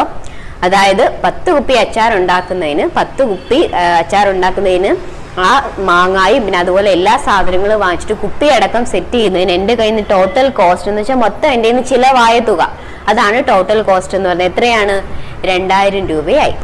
ഇനി ഞാനിത് വിൽക്കുമല്ലോ, എൻ്റെ അയലോക്കത്തും അടുത്തുള്ള ചെറിയ കടകളിലൊക്കെ ഞാൻ ഇത് കൊണ്ട് വിൽക്കും. അങ്ങനെ വിറ്റപ്പോ എനിക്ക് കിട്ടിയ ടോട്ടൽ ഇൻകം എന്ന് പറയുന്നത്, അതായത് എനിക്ക് കിട്ടിയ വരുമാനം, ഈ 10 കുപ്പി അച്ചാറ് ഞാൻ കൊണ്ട് വിറ്റ് കഴിഞ്ഞപ്പോൾ എനിക്ക് കിട്ടിയ വരുമാനം എന്ന് പറയുന്നത് ഒരു 2500 രൂപയാണെന്ന് വെച്ചു. മനസ്സിലായി? അപ്പൊ നമ്മുടെ ടോട്ടൽ കോസ്റ്റ് എത്രയാണ്? 2000. ടോട്ടൽ ഇൻകം എത്രയാണ്?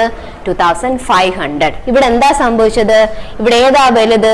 കോസ്റ്റ് ആണോ ഇൻകം ആണോ നമുക്ക് വലുതായിട്ട് നിൽക്കുന്നത്?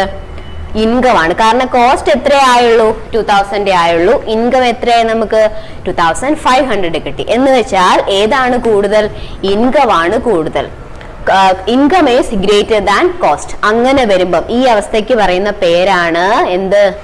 പ്രോഫിറ്റ്. എങ്ങനെയാ പ്രോഫിറ്റ് കണ്ടുപിടിക്കുന്നത്?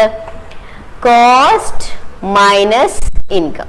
സോറി, കോസ്റ്റ് മൈനസ് അല്ല, തിരിച്ച് ഇൻകം മൈനസ് കോസ്റ്റ്. എത്രയാ നമുക്ക് ഇവിടെ ടോട്ടൽ ഇൻകം? എത്രയാ?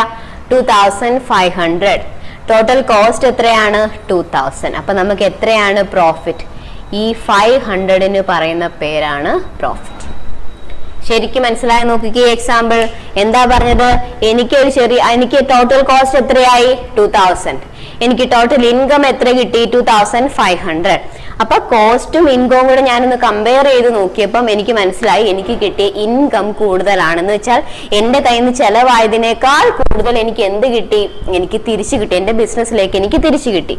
ആ ഒരു സിറ്റുവേഷന് പറയുന്ന പേരാണ് എന്ത്? പ്രോഫിറ്റ്. ഇനി എത്ര രൂപയാണ് പ്രോഫിറ്റ് എന്ന് കണ്ടുപിടിക്കണമെങ്കിൽ എനിക്ക് കിട്ടിയ ടോട്ടൽ ഇൻകത്തിൽ നിന്ന് ആ കോസ്റ്റ് അങ്ങ് മൈനസ് ചെയ്താൽ മതി. എത്രയാണ് എന്റെ ഇൻകം? 2500.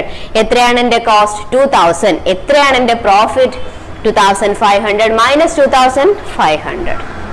ഇതാണ് എന്റെ പ്രോഫിറ്റ്. ഇനി 3 ടേംസ് നമുക്ക് നോക്കാം. എന്താണ് പ്രോഫിറ്റ്? ഇവിടെ 500 ആണ് എന്റെ പ്രോഫിറ്റ്, അതായത് ഇൻകം മൈനസ് കോസ്റ്റ്.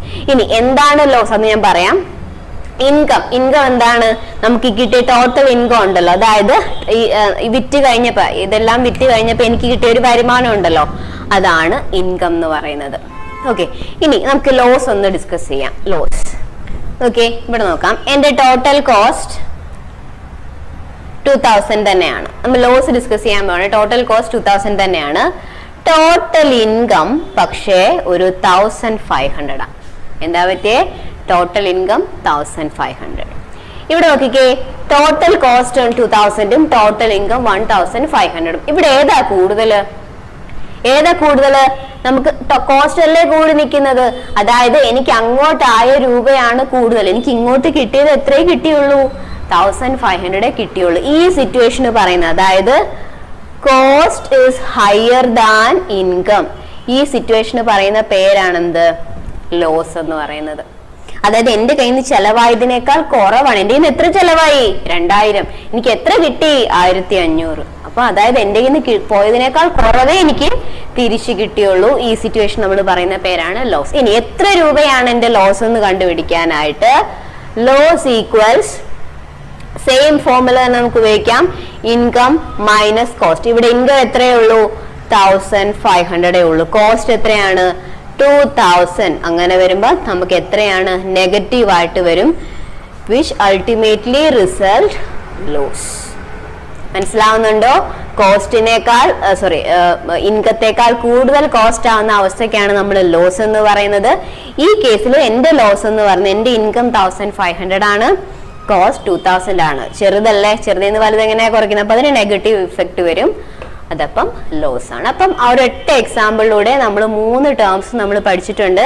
ഏതാണ്? ആദ്യത്തേത് പ്രോഫിറ്റ്. എപ്പോഴാണ് നമുക്ക് പ്രോഫിറ്റ് ഉണ്ടാകുന്നത്? When income is greater than cost. കോസ്റ്റിനേക്കാൾ കൂടുതൽ ഇൻകം വരികയാണെങ്കിൽ അതവിടെ പ്രോഫിറ്റ് വരും. ഇനി എപ്പോഴാണ് ലോസ് വരുന്നത്?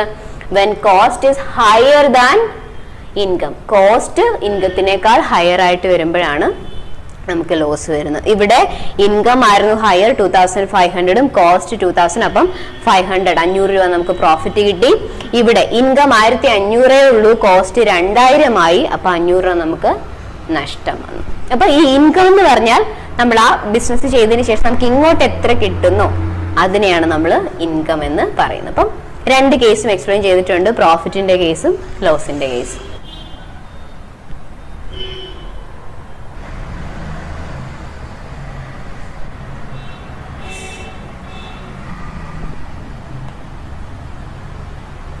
അടുത്ത നമ്മൾ ഡിസ്കസ് ചെയ്യാൻ പോകുന്ന ടേം ആണ് ഗെയിൻ എന്ന് പറയും. ഗെയിൻ ഏകദേശം പ്രോഫിറ്റ് പോലെ തന്നെയാണ്, എന്നാൽ പ്രോഫിറ്റ് അല്ല. പ്രോഫിറ്റുമായിട്ട് ഒരു സിമിലാരിറ്റി ഉണ്ടെന്നേ ഉള്ളൂ, but it is not a profit. Gain it is a profit arising from an incidental event. അതായത് ഒരു ഇൻസിഡന്റൽ ഇവന്റിൽ നമുക്ക് കിട്ടിയേക്കാവുന്ന അല്ലെങ്കിൽ നമുക്ക് വളരെ റെയർ ആയിട്ട് കിട്ടിയേക്കാവുന്ന ഒരു ഇൻകത്തിനെയാണ് നമ്മൾ ഗെയിൻ എന്ന് പറയുന്നത്. എക്സാമ്പിൾ പറയുമ്പോൾ മനസ്സിലാകും. Sale of an asset. നമ്മുടെ ഒരു അസറ്റ് നമ്മൾ വിൽക്കുകയാണ്. ചിലപ്പോൾ നമുക്ക് പ്രോഫിറ്റ് കിട്ടാം, ചിലപ്പോൾ നമുക്ക് ലോസ് കിട്ടാം. മനസ്സിലാവുന്നുണ്ടോ? ഇപ്പൊ എനിക്കൊരു ലാപ്ടോപ്പ് ഉണ്ട്. എൻ്റെ ഒരു പഴയ ലാപ്ടോപ്പാണ്. ഞാനൊരു 10,000 മൊത്തം പോയതാണ്. ഞാനൊരു 10,000 ഞാനത് വിൽക്കാന്ന് വെച്ചു. 10,000 ആണ് ഞാനതിന് വില നിശ്ചയിച്ചിരുന്നത്. പക്ഷേ അതൊരു 12,000 വിറ്റ് പോയെന്ന് വെച്ചു. 10,000 ആണ് ഞാൻ ആ മനസ്സിൽ ഉദ്ദേശിച്ചിരുന്ന പ്രൈസ്. പക്ഷെ അത് കൊണ്ട് കാണിച്ചപ്പോൾ അവർ പറഞ്ഞു 12,000 എടുക്കാമെന്ന് പറഞ്ഞു. അപ്പൊ അതെന്താണ്? എനിക്ക് ഇൻസിഡന്റൽ ഗെയിൻ ആണെന്ന് വെച്ചാൽ ഞാനത് പ്രതീക്ഷിച്ചിരുന്നില്ല, പക്ഷെ എനിക്കത് കിട്ടി. മനസ്സിലായോ? അപ്പൊ 10,000 വിൽക്കേണ്ടിയിരുന്നത് എനിക്ക് എത്ര രൂപയ്ക്ക് വിറ്റുപോയി? 12,000 അത് വിറ്റുപോയി. അപ്പൊ എനിക്ക് എന്തായി? ഗെയിൻ ആയി. എന്തായി? എനിക്ക് ഗെയിൻ. അതാണ് ആദ്യത്തെ എക്സാമ്പിൾ. അടുത്തത് winning a court case.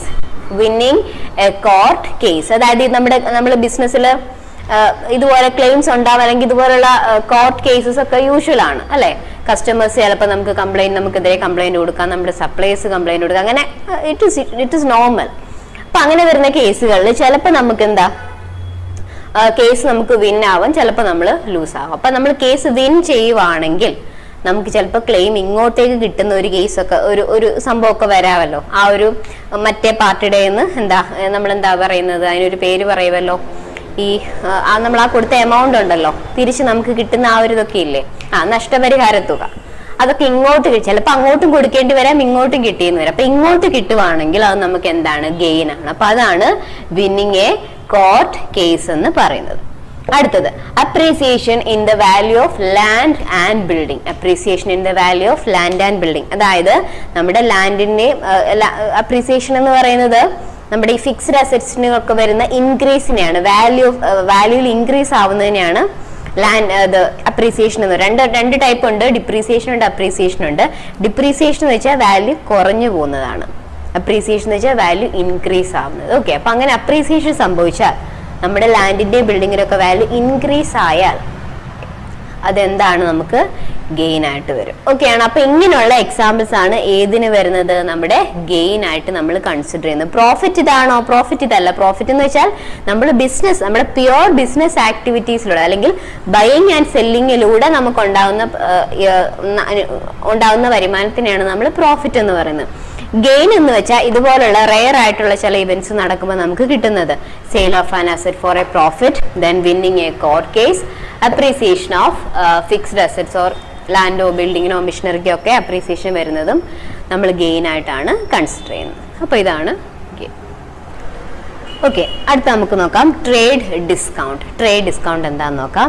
Trade discount എന്ന് വെച്ചാൽ നമ്മൾ ഈ കടയിലൊക്കെ പോകുമ്പോഴേ നമ്മൾ ആ ഒരു പ്രോഡക്റ്റിന്റെ പ്രൈസ് എന്ന് പറയുന്ന അതിനകത്ത് സ്റ്റിക്കർ അല്ലെങ്കിൽ അതിന്റെ പ്രൈസ് ആ പ്രോഡക്റ്റിനകത്ത് ഉണ്ടായിരിക്കും.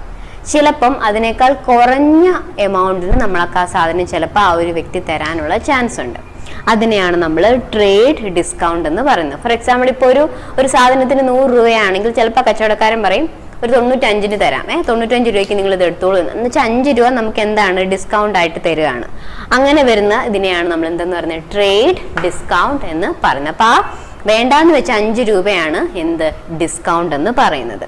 അതായത് റിഡക്ഷൻ ഇൻ പ്രൈസ്, ഒരു പ്രോഡക്റ്റിന്റെ പ്രൈസിൽ വരുന്ന ആക്ച്വൽ പ്രൈസിനേക്കാൾ കുറഞ്ഞ എമൗണ്ടിനാണ് നമ്മൾക്കത് കിട്ടുന്നതെങ്കിൽ, അപ്പോൾ ബയ്യർ എന്നുള്ള നിലയ്ക്ക് കുറഞ്ഞ രൂപയ്ക്കാണ് നമുക്കത് കിട്ടുന്നതെങ്കിൽ നമ്മൾ അതിനെന്താ പേര് എന്ത് വിളിക്കും? ട്രേഡ് ഡിസ്കൗണ്ട് എന്ന് നമ്മൾ വിളിക്കും. It is usually allowed by wholesaler to retailer. അതായത് ഹോൾസെയിലർ റീറ്റെയിലർക്ക് കൊടുക്കുന്നതാണ് യൂഷ്വലി എന്താണ് ട്രേഡ് ഡിസ്കൗണ്ട് ആയിട്ടും. അതുപോലെ തന്നെ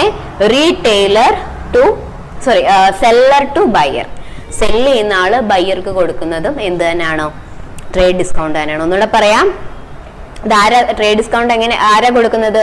ഹോൾസെയിലർ റീറ്റെയിലർക്കും കൊടുക്കും, അതുപോലെ തന്നെ സെല്ലർ ബയ്യർക്കും കൊടുക്കും. വാങ്ങിക്കുന്ന ആള് വിൽക്കുന്ന ആൾക്ക് കൊടുക്കും, വിൽക്കുന്ന ആള് വാങ്ങിക്കുന്ന ആൾക്കും കൊടുക്കും, ഹോൾസെയിൽ ആയിട്ട് വിൽക്കുന്ന ആള് റീറ്റെയിൽ ആക്കി വിട്ട് വിൽക്കുന്ന ആൾക്കും കൊടുക്കും. അപ്പൊ ഇതാണ് ട്രേഡ് ഡിസ്കൗണ്ട്. ഇനി ഒരു എക്സാമ്പിൾ നമുക്ക് നോക്കാം. A book cost ₹250. ഒരു ബുക്കിന്റെ പ്രൈസ് എന്ന് പറയുന്നത് 250 രൂപയാണ്. And the seller allowed A discount of 10%. ആ സെല്ലർ പറയാണ് ബുക്കിന്റെ പ്രൈസ് 250 രൂപയാണ്, നിങ്ങൾക്ക് ഞാനിത് 10% ഡിസ്കൗണ്ടിൽ തന്നേക്കാം എന്ന് പറഞ്ഞാൽ ആ 10% എന്ത് ഡിസ്കൗണ്ട്. നമുക്ക് ആ എമൗണ്ട് ഒന്ന് കണ്ടുപിടിച്ച് നോക്കാം. ആക്ച്വൽ കോസ്റ്റ് എത്രയാണ്? ആക്ച്വൽ കോസ്റ്റ് ഈക്വൽസ് പറഞ്ഞേ ₹250 ആണ് അല്ലെ. ഡിസ്കൗണ്ട് എത്രയാണ്? 10% ഡിസ്കൗണ്ട്. അങ്ങനെയാണല്ലോ. അങ്ങനെയാണെങ്കിൽ ആക്ച്വൽ പ്രൈസ് എന്ന് പറയുന്നത് 250 into 10/100. അതായത് 250ന്റെ 10% ആണല്ലേ. 250ന്റെ 10% എന്ന് പറയുമ്പം എത്ര വരും? 25.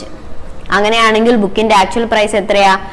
Original cost minus discount. എത്രയാ നമുക്ക് ഡിസ്കൗണ്ട്? 25. അങ്ങനെയാണെങ്കിൽ എത്ര രൂപയ്ക്ക് നമുക്ക് ആ ബുക്ക് കിട്ടും? ₹225 ആ ബുക്ക് നമുക്ക് കിട്ടും. ആക്ച്വൽ കോസ്റ്റ് എത്രയായിരുന്നു? 250 രൂപ. 250 രൂപയുടെ ബുക്സിന് 10% ഡിസ്കൗണ്ട് കഴിഞ്ഞാൽ എത്ര രൂപയ്ക്ക് നമുക്ക് ആ ബുക്ക് കിട്ടും? 222. ഇതിന്റെ പേരാണ് സെല്ലിംഗ് പ്രൈസ്, അതായത് വിറ്റുപോയ പൈസ. ഒന്നുകൂടെ ഞാൻ ഈ എക്സാമ്പിൾ ഒന്ന് പറയാം. ഒരു ബുക്കിന്റെ പ്രൈസ് 250 രൂപ, 10% ഡിസ്കൗണ്ട് കൊടുത്തു. ഇനി അങ്ങനെയാണെങ്കിൽ എത്ര രൂപ വരും? ആക്ച്വൽ പ്രൈസ് എത്ര വരുന്നു? 250 into 10/100. അതായത് 250ന്റെ 10% അല്ലേ. അപ്പൊ 250ന്റെ 10% എന്ന് പറയുമ്പോൾ എത്ര വരും? 25 രൂപ വരും.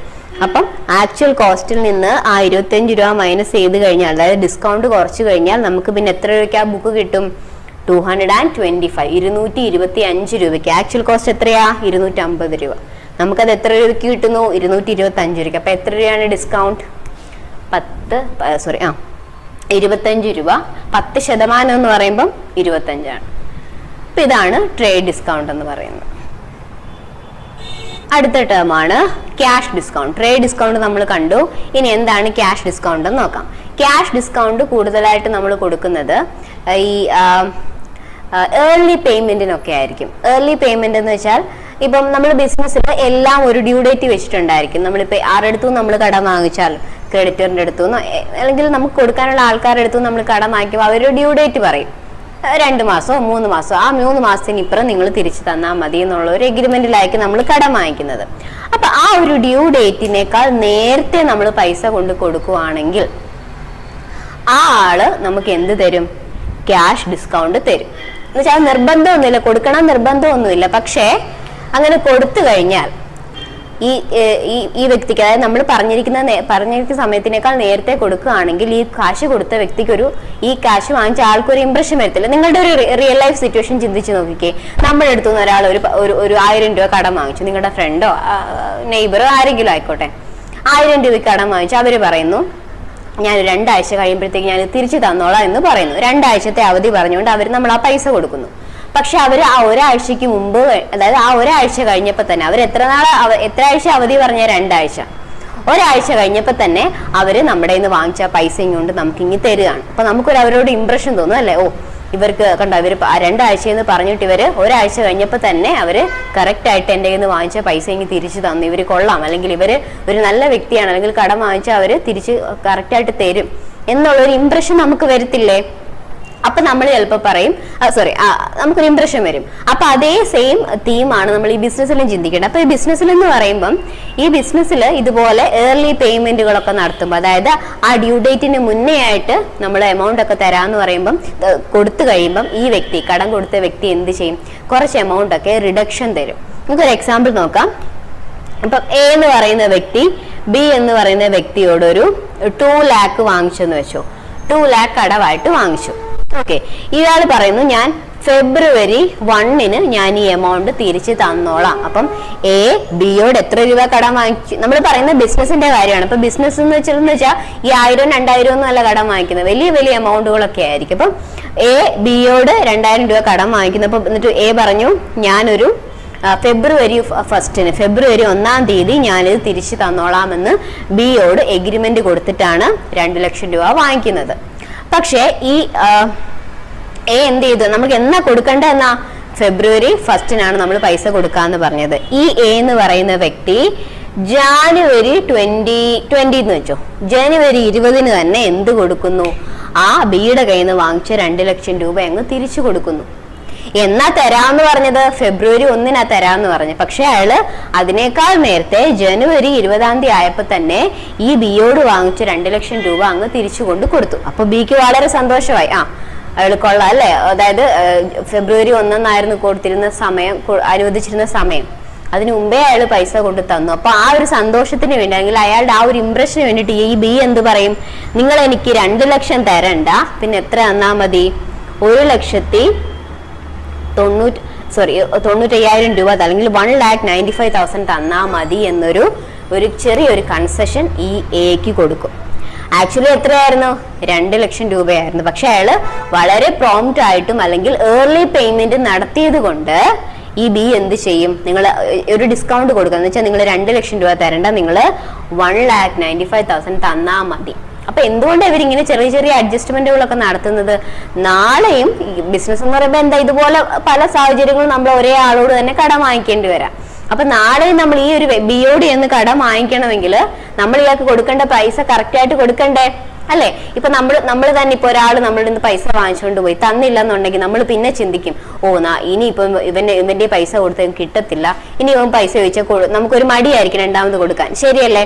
അപ്പൊ ബിസിനസ്സിൽ അങ്ങനെ ഒരു മടുപ്പ് വരാതിരിക്കും, നമ്മുടെ ബിസിനസ് റിലേഷനെ അത് കാര്യമായിട്ട് ബാധിക്കും. അങ്ങനെ വരാതിരിക്കാനായിട്ടാണ് ഇവരെന്ത് ചെയ്യുന്നത്? ഇതുപോലുള്ള ഏർലി പേയ്മെന്റ്സുകളും അല്ലെങ്കിൽ പ്രോംപ്റ്റ് പേയ്മെന്റുകളും ഒക്കെ നടത്തുന്നത്. അപ്പൊ അതിന് പകരമായിട്ട് അവരനുവദിക്കുന്ന ഒരു ഡിസ്കൗണ്ട് ആണെന്ത്? ക്യാഷ് ഡിസ്കൗണ്ട് എന്ന്. വളരെ എന്തെങ്കിലും ചെറിയ എമൗണ്ടുകളൊക്കെ ആയിരിക്കും അപ്പൊ ക്യാഷ് ഡിസ്കൗണ്ട് എന്ന് പറയുന്നത്. അപ്പൊ ക്യാഷിൽ കൊണ്ടുവരുന്ന, നമ്മൾ മുമ്പേ കണ്ട ട്രേഡ് ഡിസ്കൗണ്ട് ആണ്, അതിന്റെ ആക്ച്വൽ പ്രൈസിൽ പറഞ്ഞിരിക്കുന്ന പ്രൈസിന് ഡിസ്കൗണ്ട് കൊടുക്കുന്നത്. അനുവദിക്കുന്നത് making payment before due date, അതായത് ഏർലി പേയ്മെന്റ് എന്ന് പറയാം. നമ്മൾ ആക്ച്വലി കൊടുക്കേണ്ട എമൗണ്ടിൽ റിഡക്ഷൻ വരാം. നമ്മളൊരു എക്സാമ്പിൾ പറഞ്ഞു, 2 ലക്ഷം രൂപ കടം കൊടുത്തു, പറഞ്ഞിരിക്കുന്ന ഡേറ്റിനേക്കാൾ നേരത്തെ അവർ പൈസ കൊടുത്തത് കൊണ്ട് ഈ ബി പറയും എത്ര തന്നാ മതി? 1,95,000 തന്നാൽ മതി. അപ്പൊ 5,000 എന്താണ് അവിടെ? റിഡക്ഷൻ ആണ്. അപ്പൊ ഇതാണ് ക്യാഷ് ഡിസ്കൗണ്ട് എന്ന് പറയുന്നത്. ഓക്കെ, അടുത്ത ടേമാണ് വൗച്ചർ എന്ന് പറയും. വൗച്ചർ അത് സിമ്പിൾ ആണ്. നമ്മുടെ ബിസിനസ്സിൽ ഒരുപാട് ട്രാൻസാക്ഷൻസ് നടക്കാറുണ്ട് അല്ലെ? അപ്പൊ അങ്ങനെ ട്രാൻസാക്ഷൻ എടുക്കുന്ന സമയത്ത് ആ ട്രാൻസാക്ഷന്റെ തെളിവായിട്ട് അല്ലെങ്കിൽ ഒരു എവിഡന്റ് ആയിട്ട് നമ്മൾ കീപ്പ് ചെയ്യുന്ന, നമ്മൾ ബില്ലൊക്കെ നമ്മൾ കടയിൽ പോയിട്ട് സാധനം വെക്കുന്ന നമുക്ക് ബില്ല് കിട്ടാറില്ലേ? അതെന്ത്, അതിന്റെ ഒരു കോപ്പി നമുക്ക് തരും, ഒരു കോപ്പി ആ ഷോപ്പ് കീപ്പറും കീപ്പ് ചെയ്യും. അതെന്താന്ന് ചോദിച്ചാൽ അവിടെ എത്ര രൂപയ്ക്ക് ട്രാൻസാക്ഷൻ നടന്നു, എന്ത് സാധനം നടന്നു, അങ്ങനെ ഒരു എവിഡന്റ് ആയിട്ട് ആ ട്രാൻസാക്ഷൻ നടന്നതിന്റെ തെളിവായിട്ട് നമ്മൾ കീപ്പ് ചെയ്യുന്ന ഒരു എവിഡന്റ് പോലെ നമ്മൾ കീപ്പ് ചെയ്യുന്ന സാധനമാണ് എന്ത്? വൗച്ചർ എന്ന് പറയുന്നത്. അപ്പൊ it is A documentary evident. അപ്പൊ അവസാനം നമ്മൾ ജേർണലിൽ ലെഡ്ജറിലും ഒക്കെ പോസ്റ്റ് ചെയ്യുന്ന സമയത്ത് ഈ വൗച്ചേഴ്സ് എല്ലാം നമ്മൾ എടുക്കും. ഈ ബില്ലും കാര്യങ്ങളൊക്കെ വെച്ചിട്ടാണ് കറക്റ്റ് എമൗണ്ട് നമ്മൾ പോസ്റ്റ് ചെയ്യേണ്ടത്. അപ്പൊ നമ്മൾ കടയിൽ പോയിട്ട് ഇപ്പൊ ഒരു മിഠായി വാങ്ങിച്ചാലും നമ്മൾ അവരെന്ത് തരും? ബില്ല് തരണം. ബില്ല് തരണമെന്നാണ്, തരാത്തപ്പോ നമ്മൾ ചോദിച്ചു വാങ്ങിക്കണം. അപ്പൊ കാരണം ആ 2 രൂപയ്ക്ക് എന്ത് കാണിക്കണം? നമ്മൾ നമ്മുടെ ബുക്സിൽ കണക്ക് കാണിക്കേണ്ടതായിട്ടുണ്ട്. അപ്പൊ അതിന് ഹെൽപ്പ് ചെയ്യുന്ന, അല്ലെങ്കിൽ അതിനെ സെക്കൻഡ് ആയിട്ട് നമ്മൾ എന്തും കാണിക്കണം? അതിന് കറസ്പോണ്ടന്റ് ആയിട്ടുള്ള വൗച്ചറും നമ്മൾ അവിടെ കാണിക്കേണ്ടത്. അപ്പൊ ബിസിനസ് എന്ന് പറയുമ്പോൾ ബിസിനസ്സിൽ ഒരുപാട് വൗച്ചേഴ്സ്, ചെറുതും വലുതുമായിട്ടുള്ള ഒരുപാട് വൗച്ചേഴ്സ് കീപ്പ് ചെയ്യേണ്ടതായിട്ടുണ്ട്. അതൊരു ഡോക്യുമെന്ററി എവിഡന്റ് ആയിട്ട് നമ്മുടെ ബിസിനസ് ബുക്സ് ഓഫ് അക്കൗണ്ട്സിൽ നമ്മൾ കീപ്പ് ചെയ്യണം. Solvent. A solvent is a person who is in a position to pay his debt. അതായത് ഡെറ്റ് എന്താ? കടം. അത് കഴിഞ്ഞ ക്ലാസ്സിൽ നമ്മൾ ഡിസ്കസ് ചെയ്തതാണ് കടം. ആ കടം തിരിച്ചു കൊടുക്കാൻ ക്യാപ്പബിൾ ആണ്, അല്ലെങ്കിൽ ഒരാളുടെ നിന്ന് വാങ്ങിച്ച എമൗണ്ട് നമ്മൾ തിരിച്ചു കൊടുക്കാനുള്ള ഇനഫ് ഫണ്ട് നമ്മുടെ കയ്യിൽ, ആ ഒരു വ്യക്തിയുടെ കയ്യിൽ ഉണ്ട് എങ്കിൽ നമ്മൾ അയാളെ വിളിക്കും എന്ത്? സോൾവെന്റ് എന്ന് വിളിക്കും. ഇപ്പൊ ഞാൻ ഒരാളുടെ കയ്യിൽ നിന്ന് 10 ലക്ഷം രൂപ കടം വാങ്ങിച്ചു. ആ 10 ലക്ഷം രൂപ കടം തിരിച്ചു കൊടുക്കാൻ ഞാൻ ക്യാപ്പബിൾ ആണ് എങ്കിൽ, അല്ലെ എന്റെ കയ്യിൽ ആ പൈസ ഉണ്ട് എങ്കിൽ ഞാൻ ആരാണ്? സോൾവെന്റ് എന്ന് വിളിക്കും. ഓക്കെ ആണോ? ഇതിന്റെ ജസ്റ്റ് ഓപ്പോസിറ്റ് ആണ് ഇൻസോൾവെന്റ് എന്ന് പറയുന്നത്. ആരാണ് insolvent? Is a person who is not in a position to pay his debt. അതായത് കടം വാങ്ങിച്ചിട്ട് തിരിച്ചു കൊടുക്കാൻ കഴിവില്ലാത്ത ഒരു വ്യക്തിയാണ് നമ്മൾ ഇൻസോൾവെന്റ് എന്ന് വിളിക്കുന്നത്. മലയാളത്തിൽ ഈ പാപ്പര് എന്നൊക്കെ നമ്മൾ പറയത്തില്ലേ?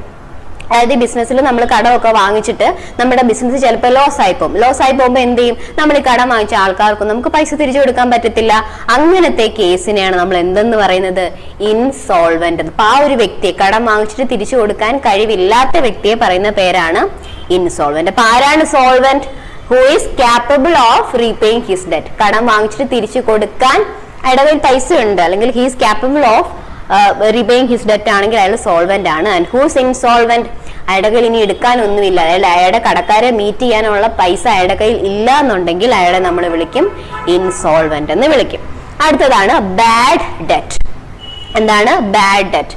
ഡെറ്റ് കടമാണെന്ന് നമ്മൾ പറഞ്ഞല്ലോ. ഞാൻ എക്സാമ്പിൾ പറയാം. ഇപ്പൊ നമ്മുടെ അടുത്ത് ഒരാള് ഒരു 5000 രൂപ കടം വാങ്ങിച്ചെന്ന് വെച്ചു. ആ 5000 രൂപ കടം വാങ്ങിച്ചു. അയാൾ ഒരു 4000 രൂപ അയാൾ തന്നു. ബാക്കി 1000 രൂപ എടുക്കാൻ ഇടയിലില്ല. അയാളങ്ങ് ഭയങ്കരമായിട്ട് ബുദ്ധിമുട്ടിലാണ്. അയാളുടെ നിന്ന് മാക്സിമം എത്ര രൂപയെ നമുക്ക് എടുക്കാൻ പറ്റുള്ളൂ? ഒരു 4000 രൂപ അയാളുടെ നിന്ന് കിട്ടിയുള്ളൂ. ബാക്കി 1000 രൂപ എന്താണ്? ഒരു തരത്തിലും അയാളുടെ നമുക്ക് കിട്ടുന്നില്ല. അപ്പൊ ആ കിട്ടാതെ പോയ 1000 രൂപയ്ക്ക് പറയുന്ന പേരാണ് എന്ത്? ബാഡ് ഡെറ്റ് എന്ന് പറയുന്നത്. ഒന്നുകൂടെ പറയാം. നമ്മൾ എത്ര രൂപ കടം കൊടുത്തു? 5000 രൂപ കടം കൊടുത്തു. ആ വ്യക്തിയുടെ ബിസിനസ് ഒക്കെ നഷ്ടമായി. അയാളുടെ കയ്യിൽ നിന്ന് മാക്സിമം ഊറ്റിപ്പിഴിഞ്ഞ് നമുക്ക് എത്ര രൂപ കിട്ടി? 4000 രൂപ കിട്ടി. പക്ഷെ ആ 1000 രൂപ നമ്മൾ വേണ്ടാന്ന് വെച്ചു, കാരണം നമുക്ക് അയാളുടെ നിന്ന് കിട്ടത്തില്ല. അപ്പൊ ആ മിസ്സായപ്പോ, അല്ലെങ്കിൽ നമ്മുടെ കയ്യിൽ നിന്ന് കിട്ടാതെ പോയ ആ 1000 രൂപയ്ക്ക് പറയുന്ന പേരാണെന്ത്? ബാഡ് ഡെറ്റ് എന്ന് പറയുന്നത്. ലാസ്റ്റ് ടേം ആണ് സ്റ്റോക്ക്. എന്താണ് stock? It is a amount of stock lying unsold or unused in our shop. അതായത് നമ്മൾ സാധനങ്ങളൊക്കെ നമ്മൾ വാങ്ങിച്ചു വെച്ചേക്കാണല്ലേ, എന്തിനു വേണ്ടിയിട്ട്? കാണാനായിട്ടാണോ? അല്ല, വിൽക്കാനായിട്ടാണ്. അപ്പൊ അങ്ങനെ എല്ലാ സാധനങ്ങളും ഒന്നും വിറ്റ് വേണം നിർബന്ധമൊന്നും ഇല്ലല്ലോ. ചിലപ്പം അത് വിൽക്കാതെ, അല്ലെങ്കിൽ ആർക്കും വേണ്ട, അത് ഡിമാൻഡ് ഒന്നും ഇല്ലാതെ നമ്മുടെ ഷോപ്പിൽ തന്നെ കെട്ടിക്കിടക്കും. അങ്ങനെ വരുന്ന അൺയൂസ്ഡ് ആയിട്ടിരിക്കുന്ന സ്റ്റോക്കിന് പറയുന്ന പേരാണ്, എമൗണ്ട് ഓഫ് ഗുഡ്സിന് പറയുന്ന പേരാണ് സ്റ്റോക്ക് എന്ന്. നമ്മൾ ഈ കടകളിലൊക്കെ സ്റ്റോക്ക് ക്ലിയറൻസ് സെയിൽസ് എന്നൊക്കെ പറഞ്ഞിട്ട് ഇതൊക്കെ ഫ്ലെക്സ് ഒക്കെ കാണാറില്ല. അത് എന്താ ഉദ്ദേശിക്കുന്നത്? അവരുടെ ആ വിറ്റ് പോകാതിരിക്കുന്ന സാധനങ്ങൾ അവരെന്ത് ചെയ്യേണ്ടത്? ഡിസ്കൗണ്ടിലൊക്കെ ഇട്ടിട്ട് അവര്, അല്ലെങ്കിൽ വളരെ കുറേ, എങ്ങനെയെങ്കിലും വിറ്റ് പോട്ടെ എന്ന് വെച്ചിട്ട് വളരെ കുറേ, ആക്ച്വലി അവർക്ക് നഷ്ടമാണ്, അത് വേറെ കാര്യം, എങ്ങനെയെങ്കിലും വിറ്റ് പോട്ടെ എന്ന് വെച്ചിട്ട് അവരെന്ത് ചെയ്യുകയാണ്?